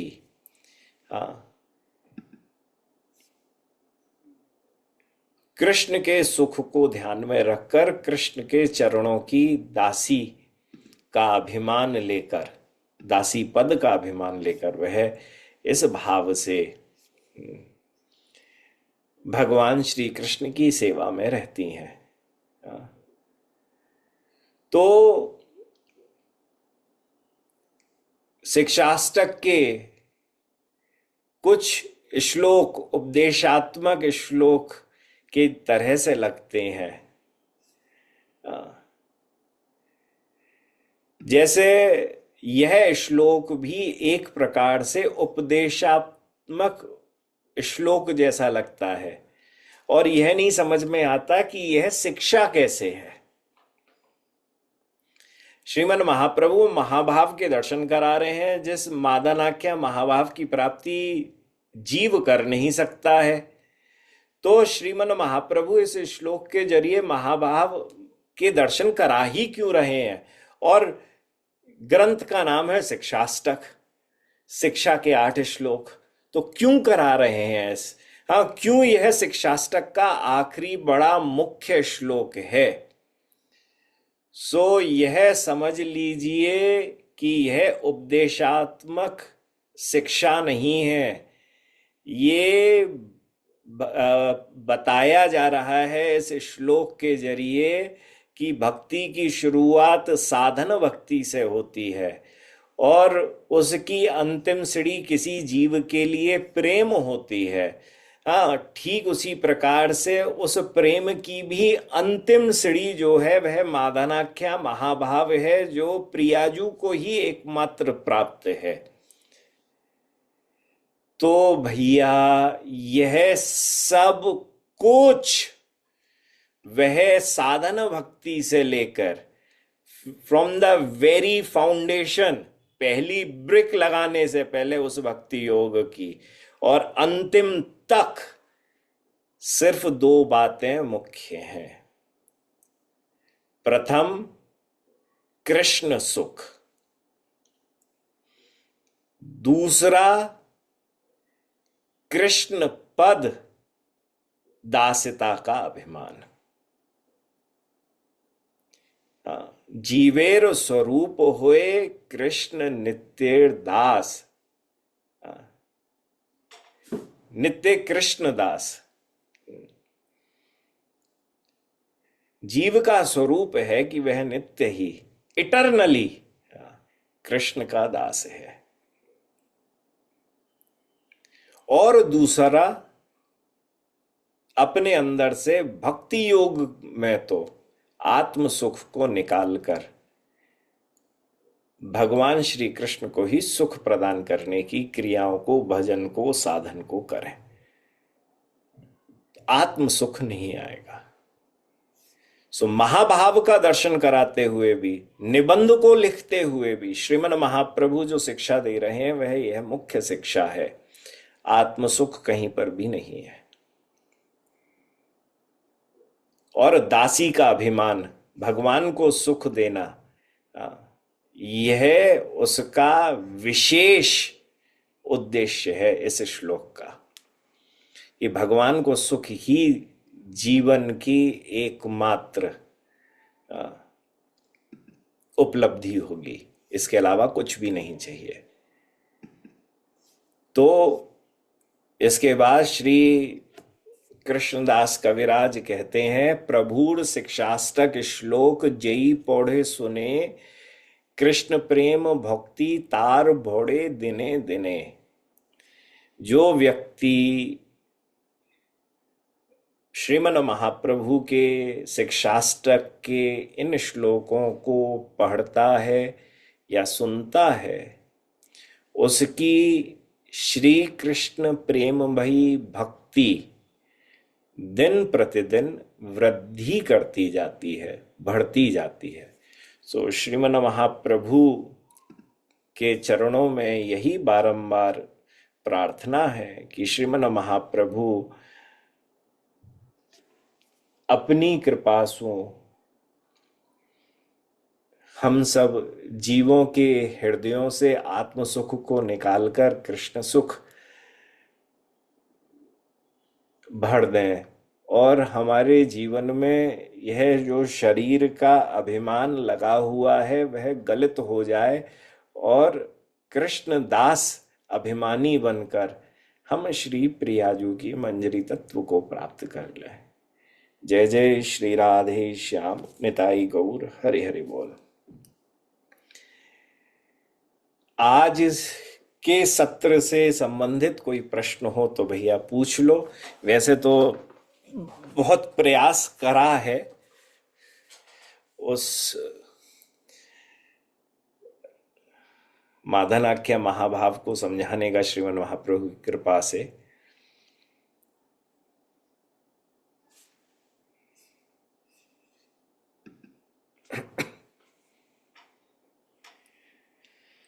हाँ, राधे राधे महाराज श्री। जैसे आपने बताया कि राधा रानी, कृष्ण और गोपियां सब एक दूसरे के सुख का सोचते हैं, तो क्या ऐसे ऐसे समझें कि जैसे राधा रानी कृष्ण सुख के लिए अपना देह तक दान करती हैं, तो क्या कृष्ण ऐसा सोचते हैं कि राधा रानी को सुख मेरी सेवा से मिलेगा, इसलिए मैं उन्हें यह सुख दूंगा और क्या वैसे ही युगल गोपियों को सेवा का सुख देते हैं। तो क्या इसका मुख्य कारण सेवा है, यह समझ सकते हैं? नहीं, थोड़ा सा आपने वो कर दिया। इसको यह समझिएगा कि भगवान श्री कृष्ण प्रिया जी को सुख देना चाहते हैं, पर भगवान श्री कृष्ण जो हैं वह आ, विषय विषय हैं प्रिया जी के, और प्रिया जी जो हैं वह आश्रय हैं। ये बड़ा थोड़ा सा कठिन विषय है कि ये समझ लो कि एक तो हुआ दास और एक हुआ बॉस। हाँ, एक हुआ दास, एक हुआ बॉस। अब बॉस जो है ना वह दास नहीं बन पाएगा। वह बनने का प्रयास भी कर दे तो थोड़ा से समय पर बन भी जाएगा, परंतु वह जो बॉस का जो भी एटीट्यूड है वह कहीं ना कहीं कभी ना कभी निकल के आ जाएगा। सो ठीक उसी प्रकार से श्री प्रियाजू जिस मादनाख्या महाभाव में उनका प्रवेश है, जिस प्रेम की उस अद्भुत दशा में, अनिर्वचनीय दशा में जहां पर प्रवेश है, वहां पर भगवान श्री कृष्ण का प्रवेश नहीं हो पाता है। और उसका मुख्य कारण यह है कि भगवान श्री कृष्ण जो हैं वह श्री प्रियाजू के विषय हैं, और प्रिया जी जो हैं वह आश्रय हैं। तो विषय जो है कभी भी आश्रय नहीं बन पाता है। मतलब बॉस जो है वो 100% दास नहीं बन पाएगा। मतलब he can act to a certain level and all. हाँ, so in a very same way भगवान श्री कृष्ण जो है वह महाभाव पे तो पहुंच चुके हैं, परंतु मादनाख्या महाभाव पे नहीं पहुंच पाएंगे। तो उनका हर कार्य प्रियाजू के लिए है। सर्व पूर्ण रूप से श्री वह प्रिया जी को सुख देना चाहते हैं, but as he is the विषय of Vrindavan, he cannot 100% become the ashray of everyone. Means he cannot act as a devotee 100%. He cannot be devoted 100%. And that is what has been mentioned in the Srimad Bhagavatam also. Where like after a Ras Leela, होता क्या है? हाँ, ना पारे हम करते हुए भगवान कहते हैं कि भैया गोपियों तुम तो अपने घर खानदान पति बंधु बांधव सबको छोड़ के हमारे पास आ गई, परंतु मैं नहीं कर सकता हूं ये। तो इस कारण से मैं तुम्हारा ऋणी बन गया हूं। सो क्या है ये कि I am very happy with all your सेवास and everything, I want to serve you now, but Thakur ji knows his limit when he comes in front of Radha Rani, कि मैं अपनी इस लिमिट के ऊपर नहीं जा सकता हूं। पर मैंने तो गीता में कहा है कि जो मुझसे प्रेम करेगा मैं उसको उसी भाव से प्रेम करूंगा, पर मैं राधा रानी का प्रेम ही नहीं प्राप्त कर पा रहा हूं, ना मेरे अंदर वो। तो इस कारण से गौर हरि का अवतार हुआ। भगवान श्री कृष्ण ने क्या करा, श्री प्रियाजू के उस महाभाव को चोरी कर लिया, और चोरी करके खुद आस्वादन करते हुए, कृष्ण रूप कृष्ण देह में, कृष्ण भाव कृष्ण रूप में श्री राधा भाव का आस्वादन करते हुए श्री प्रिया जी को प्रेम और कृष्ण से सेवा प्रदान कर रहे हैं। श्री कृष्ण को सेवा दे रहे हैं, राधा भाव से युक्त है श्रीमन महाप्रभु। तो गोपियां भी एक स्तर तक की सेवा कर सकती हैं, उनकी भी एक लिमिट है। हमने मेरे ख्याल से रूप शिक्षा के अंदर हमारी कथा चल रही है, जिसके अंदर चर्चा चल रही है महाभाव, जिसमें रूढ़ महाभाव, रूढ़ के बाद अधिरूढ़ महाभाव, अधिरूढ़ महाभाव में मोदन, उस मोदन में भी मोदन और मोहन, और उसमें भी उसके बाद फिर मादानाख्या महाभाव। So the last one is madanakhya mahabhav. This is what Radha Rani have it. ये गोपियों के पास नहीं है, ये भगवान श्री कृष्ण के पास नहीं है, वो मोदन तक ही अटके हुए हैं। हम्म। सो ये समझने की आवश्यकता है कि कौन के पास कितना बड़ा, कितनी बड़े लीटर का यो समझ लो पानी की या प्रेम को भरने की बोतल है, और उसमें कितने कितने लीटर सबने भरा हुआ है। तो सबसे ज्यादा अगर भरा हुआ है तो वो प्रिया जी के पास भरा हुआ है। अब 4 लीटर की प्रेम की बोतल को कन्हैया दिखा के बोले प्रिया जी से, प्रिया जी तुम्हारी और मेरी बोतल एक जैसी तो है। तो प्रिया जी बोलेंगी नहीं, मेरी तो 8 लीटर की है, तुम्हारी 4 लीटर की है, तो तुम्हारी और मेरी की क्या समानता। तो समझो इस बात को, ये बहुत गूढ़ तत्व की चर्चा है।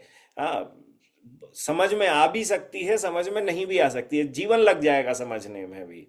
मैं आपको सत्य कह रहा हूं, ये बहुत, ये बड़ी हमारे कहा जाता है ना वो, ये वृंदावन की लीला मत जान गुड़ का चील, मत जान गुड़ का चीला, ऋषि मुनि गए हार जपे जा राधे राधे।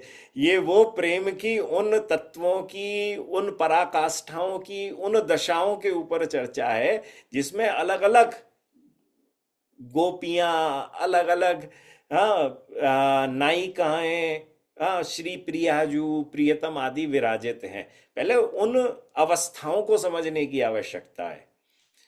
तो पहली चीज, हम्म, सबकी एक अपनी लिमिटेशन है। हर कोई मादानाख्य महाभाव की प्राप्ति नहीं कर पाता है। सो सब अपनी लिमिट में ही दूसरे को सुख प्रदान करने का प्रयास करते हैं उस नित्य धाम वृंदावन में। सो वो मैच नहीं हो सकता है। तो अब इसमें बड़ी प्यारी बात है कि ये सुख किसके अंदर जाग रहा है, किसके प्रति, ये नहीं मालूम है। ये कैसे नहीं मालूम है, ये बोले ये उस हिसाब से नहीं मालूम है जैसे रसिकाचार्यों ने कहा कि यह नहीं मालूम है कि सूर्य का उदय हुआ इसके कारण से कमल खिला, कि कमल खिलने के कारण सूर्य का उदय हुआ। ये बताया नहीं जा सकता। ये कभी भी जैसे आश्चर्य में पड़ गया है कि किसका किसके संग संबंध है, ये नहीं समझा जा सकता है। ठीक उसी प्रकार से भगवान की लीलाएं जो है वह अचिंतन्य है। हम्म। उस महाभाव को हम अपनी बुद्धि से नहीं समझ सकते, उन वृंदावन की लीलाओं को अ, हम नहीं समझ सकते। हम उन दशाओं को भी अपनी बुद्धि से समझने का प्रयास कर रहे हैं। पर भैया उसे सत्यता में समझना है तो पहले भक्ति रसामृत सिंधु में पहुंचो। उस भक्ति रसामृत सिंधु के बाद फिर उज्ज्वल नील मणि में प्रवेश हो, और उसके बाद जीव गोस्वामी और विश्वनाथ चक्रवर्ती पाद की टीकाओं में प्रवेश हो। तब जाके 2-4 साल में, 5 साल में ये थोड़ी सी स्थिति आ पाती है कि हम उस भाव को सही से समझ लेते हैं। हम तो आसान करके श्रीमन महाप्रभु की कृपा से आपको वह बताने का प्रयास कर रहे हैं। अब हमें नहीं मालूम कि हम कितने सक्षम हैं इसमें, कि आप हमारी बात को समझ पाए हैं कि नहीं समझ पाए हैं। पर वह जो सेवा का सुख है वह सबकी तरफ से एक अपने लिमिटेशन के अंदर है। पर अनलिमिटेड, 100% अनलिमिटेड अगर कहीं है तो वह प्रिया जी के पास है।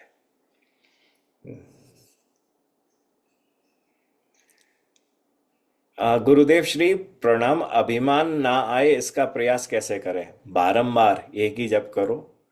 आ, कि मैं श्री कृष्ण का दास हूं, मैं श्री कृष्ण का दास हूं, मैं श्री कृष्ण का दास हूं, मैं श्री कृष्ण का दास हूं।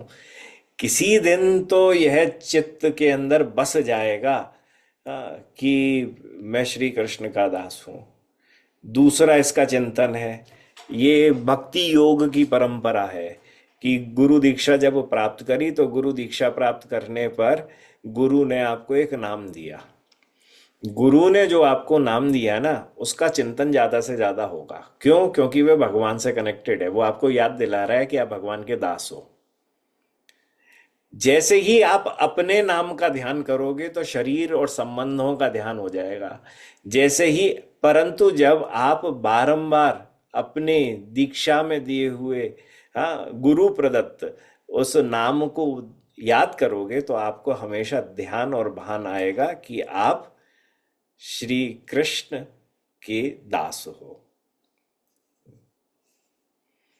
दंडवत प्रणाम महाराज जी। यदि ये दासता ही हमारी नित्य स्वरूप है और यदि इसी से हमें परम सुख की प्राप्ति हो सकती है तो इस भाव को धारण करना इतना जटिल क्यों है?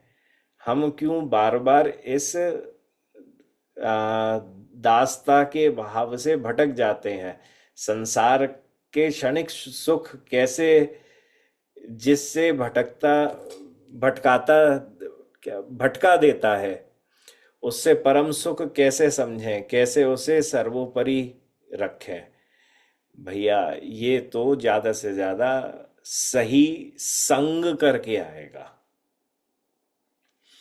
ज्यादा से मैं आपसे साधु संग नहीं बोल रहा, मैं आपसे संत संग नहीं बोल रहा, मैं आपसे वैष्णव संग नहीं बोल रहा, मैं आपसे कह रहा हूं ये संग में भी वह सही संग जो मर्म पर चोट मारे। मर्म पर मतलब चोट कैसी? जो लगते ही लगे कि बस अब तो कृष्ण ही चाहिए और कुछ नहीं चाहिए। वो चोट हर कोई सह नहीं पाएगा। चोट क्यों नहीं सह पाते हैं? क्योंकि चोट लगती है ईगो पर, और ईगो पे जिसकी चोट लगी तो वह अभी तक आत्म सुख की तरफ भाग रहा है, उसे देह का भान ज्यादा है। तो भैया माया के बारे में तो गीता जी के अंदर भगवान ने कहा है कि बड़ी दुष्कर है, वो भी तो काम करने में लगी हुई है ठाकुर जी को सुख प्रदान करने में। तो वो तो रण क्षेत्र में पहुंची हुई है, वह भी अपना काम कर रही है। भगवान के प्रेमी भी अपना काम करने में लगे हुए हैं। सो भगवान भी स्वयं अपना काम करने, भगवान भी बारंबार अवतार ले लेके आते हैं, भैया आ जाओ मेरे पास, क्यों बार बार माया को जिता रहे हो? वो ये नहीं कह रहे हैं कि माया मेरी चेली है। उन्हें मालूम है कि माया मेरी पहले से ही चेली है, पर वो कह रहे हैं असली चेले तो मेरे वो हैं जो जीव हैं। पर जीव भटका जा रहा है, वो माया का चेला बन रहा है, मेरा चेला ही नहीं बन रहा है, भूल गया है अपने आप को। सो सिर्फ यह भान याद करने के लिए देखो, गोल ओरिएंटेड होना बड़ा जरूरी है। Problem with this world is that no one is spiritually goal oriented. हम भक्ति कर रहे हैं, पर अधिकतरों को भक्ति करते हुए यह बिल्कुल भी नहीं मालूम है कि मुझे नित्यधाम वृंदावन में ये वाला पद चाहिए, या मुझे वैकुंठ जाना है, या मुझे सीता जी के पास जाना है, या मुझे नरसिंह देव के, मतलब we are not focused on our goal. तो जब हम अपने गोल पर फोकस्ड नहीं है तो प्रॉब्लम क्या है? ये भक्ति योग जो है ना, ये तो हमारे फ्री टाइम की एक्टिविटी बन गई है।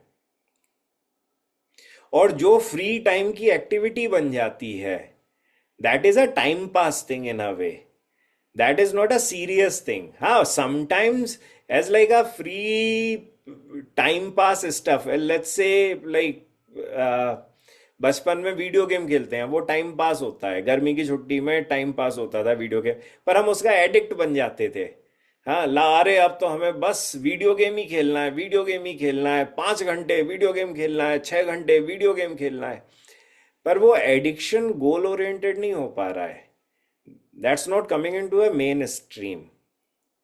तो प्रॉब्लम मैं आज तक जो अपने पर्सनल उस पर जहाँ समझता हूँ वो ये समझता हूँ कि we are not goal driven. The moment we will be the goal driven, दुनिया की कोई ताकत नहीं रोक सकती है तुमको वह पद प्राप्त करने के लिए जो आचार्यों ने बोला है। हाँ, सबसे बड़ी परेशानी है कि हम अभी तक गोल ड्रिवन नहीं है। क्यों? क्योंकि अगर, अरे मैं देखता हूं बचपन से लगे हैं, मुझे मेकअप आर्टिस्ट बनना है, मुझे संगीतकार बनना है, मुझे डॉक्टर बनना है, 10-10 घंटे दे रहे हैं, 12-12 घंटे, 15-15 घंटे दे रहे हैं, गोल ड्रिवन है। क्या गोल ड्रिवन है? यहाँ कह दो जरा, हमें पूछना पड़ता है। भैया कितनों समय दे दोगे ठाकुर जी को? हाँ, 10-15 मिनट तो दे देंगे, आधा घंटा तो दे देंगे। हम चर्चा कर रहे हैं कि चौबीसों घंटे अभिमान के अंदर रहे कि मैं श्री कृष्ण का दास हूं। और जब गुरु पूछने में लगा हुआ है कि कितना समय दे दोगे, हाँ आधा घंटा तो दे दोगे, तो भैया 23 घंटे 30 मिनट किसके संग थे? माया के संग थे ना। अभिमान तो था ही नहीं मैं कृष्ण दास हूं। तो यह अभिमान भी तो तब आएगा ना, या गोल ड्रिवन बन जाओ। गोल ड्रिवन तब हो गए जब लालच आएगा। लालच कहां से आएगा? क्योंकि भाई गोल ड्रिवन तब बना जाता है जब लगता है यार ये वाली चीज है ना, ये मेरे दिल को छूती है, यही चाहिए मुझको। तो वो दिल को कैसे छुएगी? सही संग से। सही संग करोगे, मिल जाएगा। साधु संगो सर्व शास्त्र कहे। एक क्षण मात्र से महाराज इस सिद्धि को प्राप्त कर सकते हो। सब सही संग होना चाहिए। फिर वो सही संग क्यों हो? गोल ड्रिवन होने के लिए। गोल ड्रिवन हो जाओगे फिर कुछ भी परेशानी नहीं है। कोई भक्ति करे ना, कर दे, मैं जुझारू होके बस अब ये करना है, ऐसे बहुत कम है भैया। हमने जीवन के अंदर कैसे प्राप्त किया, मैं आपको बहुत छोटी सी बस एक आपको ये बताऊं। मेरे मन में ठनक पड़ जाती थी। हाँ, क्या पड़ती थी? मुझे तो ये चाहिए।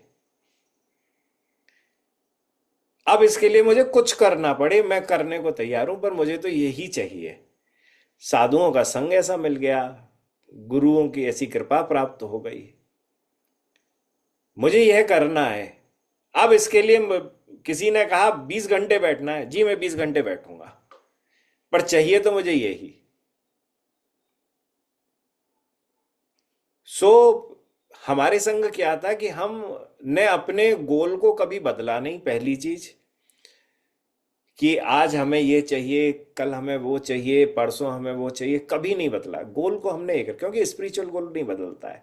जीवन के अंदर अगर बचपन से शेप देने की शुरुआत करते हो ना, तो ये सोचते हो धीरे धीरे करते हुए मैं कौन कौन सी पढ़ाई करूं, 11th में मैं पीसीएम चुनूं, उसके बाद में ये वाले उसमें जाऊं, वहां जाऊं, और आगे चल के मुझे डॉक्टर बनना है। पहले से ही काम करना शुरू करते हो ना। ऐसा तो है नहीं है कि 40 की उम्र के बाद सोचते हो अच्छा डॉक्टर तो बनने वाला हूँ, लाओ पर एडवोकेट बन जाऊं, लाओ अब एडवोकेट की पढ़ाई चालू करो। So I always ask everyone, goal driven बनो, पहले दिन से बनो, और वह गोल एक रहेगा, 10 नहीं होंगे। वो जब तक नहीं आ रहा है गोल दिमाग में, बारंबार ज्यादा से ज्यादा साधु संग करो, वो आ जाएगा, आपको सब कुछ मिल जाएगा।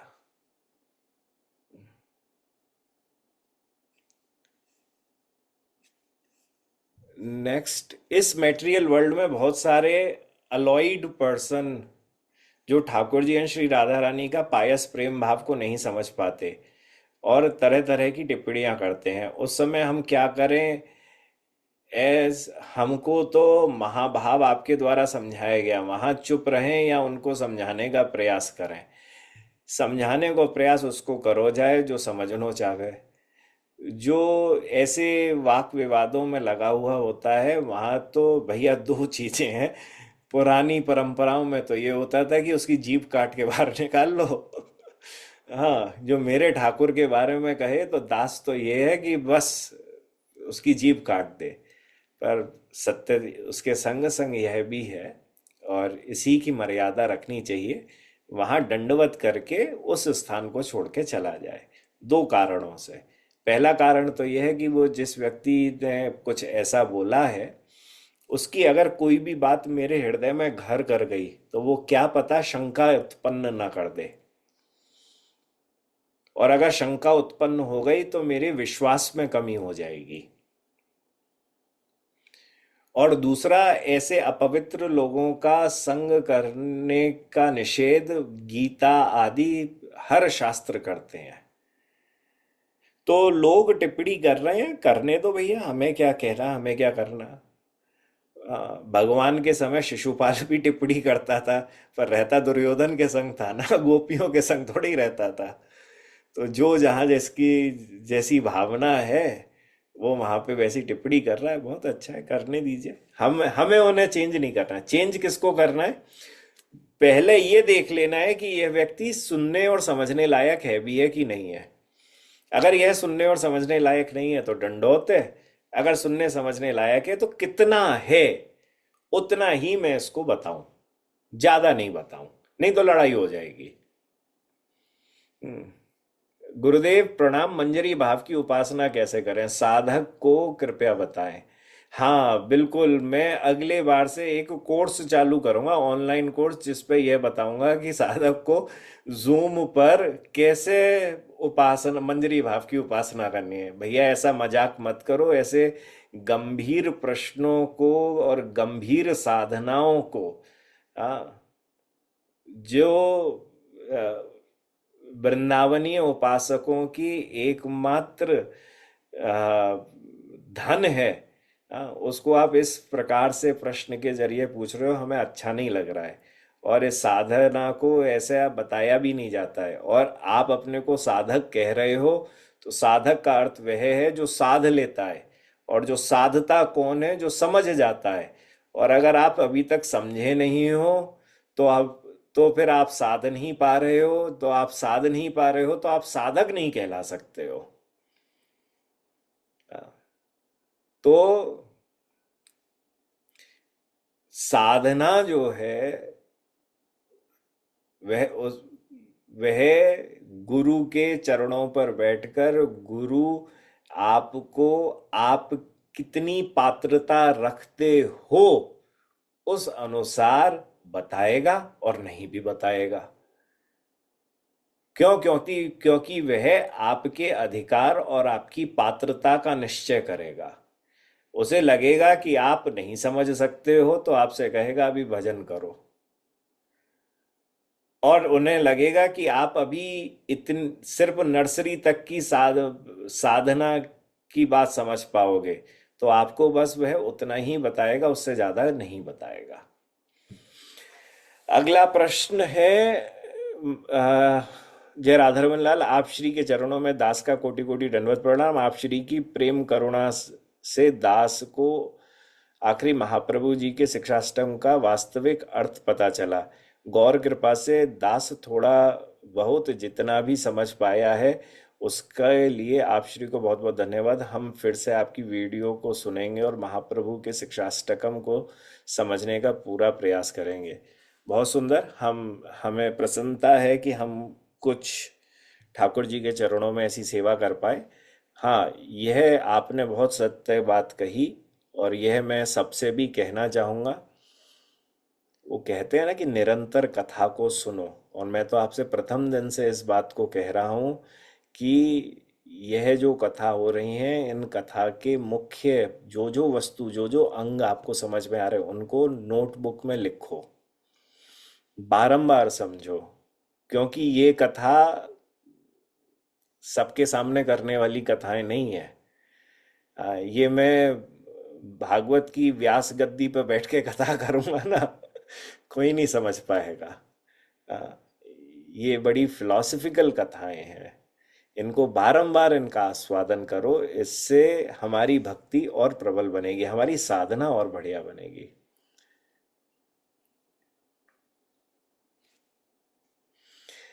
राधे राधे महाराज जी, दासी अभिमानी in one of the verses means we should take pride in being a servant of Radha Krishna. बिल्कुल, 100%, 1000%, मिलियन%, बिलियन%, ट्रिलियन%, जितने परसेंट लगा सकते हो उतने अरे यही प्राइड नहीं हुआ तो फिर क्या प्राइड है? मैं माइक्रोसॉफ्ट में काम करता हूँ। हाँ मतलब भाई, एक ऐसा भगत है कि भाई जब भी मिले तो वैसे पूछे तू क्या करे, मैं यहाँ इस कंपनी में काम, कितना अभिमान है भैया। जब भी बात करो वो मैं इस कंपनी में काम करता हूँ। मैं कौन सी कंपनी में काम करता हूँ? मैं वृंदावन की कंपनी में काम करता हूँ। मेरे बॉस कौन है? राधा कृष्ण है। क्यों नहीं आ सकता? अभिमान आ जाए पूर्ण रूप से।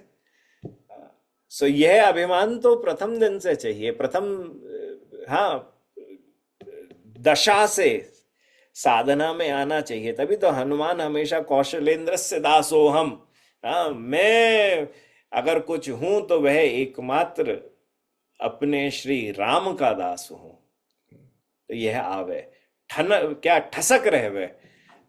यह ठसक नहीं है तो फिर क्या है? हम तो फिर माया तो हमें ऐसे ही हरा देगी। माया आती तो तब नहीं है ना जब वैष्णव बन जाते हैं और ये ठसक में जीते हैं। लास्ट है, मेरे ख्याल से लास्ट ही है। हाँ, तो लास्ट है राधे राधे गुरुदेव। नेक्स्ट सैटरडे की किस विषय पर कथा होगी, और ये हम 2-3 दिन में बता देंगे। अभी हमें पता नहीं, मैं जरा एक बार देख लेता हूँ। तो देखने के बाद जैसा भी भाव बनेगा 2-3 दिन में बता देंगे, और अगले सत्र को और किसी अच्छे विषय से उसकी शुरुआत करेंगे, क्योंकि श्रीमन महाप्रभु की कृपा से गौड़ीय संप्रदाय में अनगिनत शास्त्र हैं। इतने शास्त्र कहीं नहीं है जितने शास्त्र गौड़ीय संप्रदाय में है। सो हमारा जीवन भी छोटा है जितने उन्होंने शास्त्र लिख दिए। सो ठाकुर की कृपा की जैसी रही, जितना हमारा प्रवेश रहा, उसी हिसाब से बता के अगले सप्ताह से नया सत्र शुरू करेंगे। सो जय शिक्षाष्टक की जय, श्रीमन महाप्रभु की जय, वृंदावन धाम की जय, माधनाख्या महाभाव की जय, श्री कृष्ण पद दासी की जय, उनके अभिमान की जय, आप सबन की जय। जय जय श्री राधे श्याम। निताई गौर हरि हरि बोल।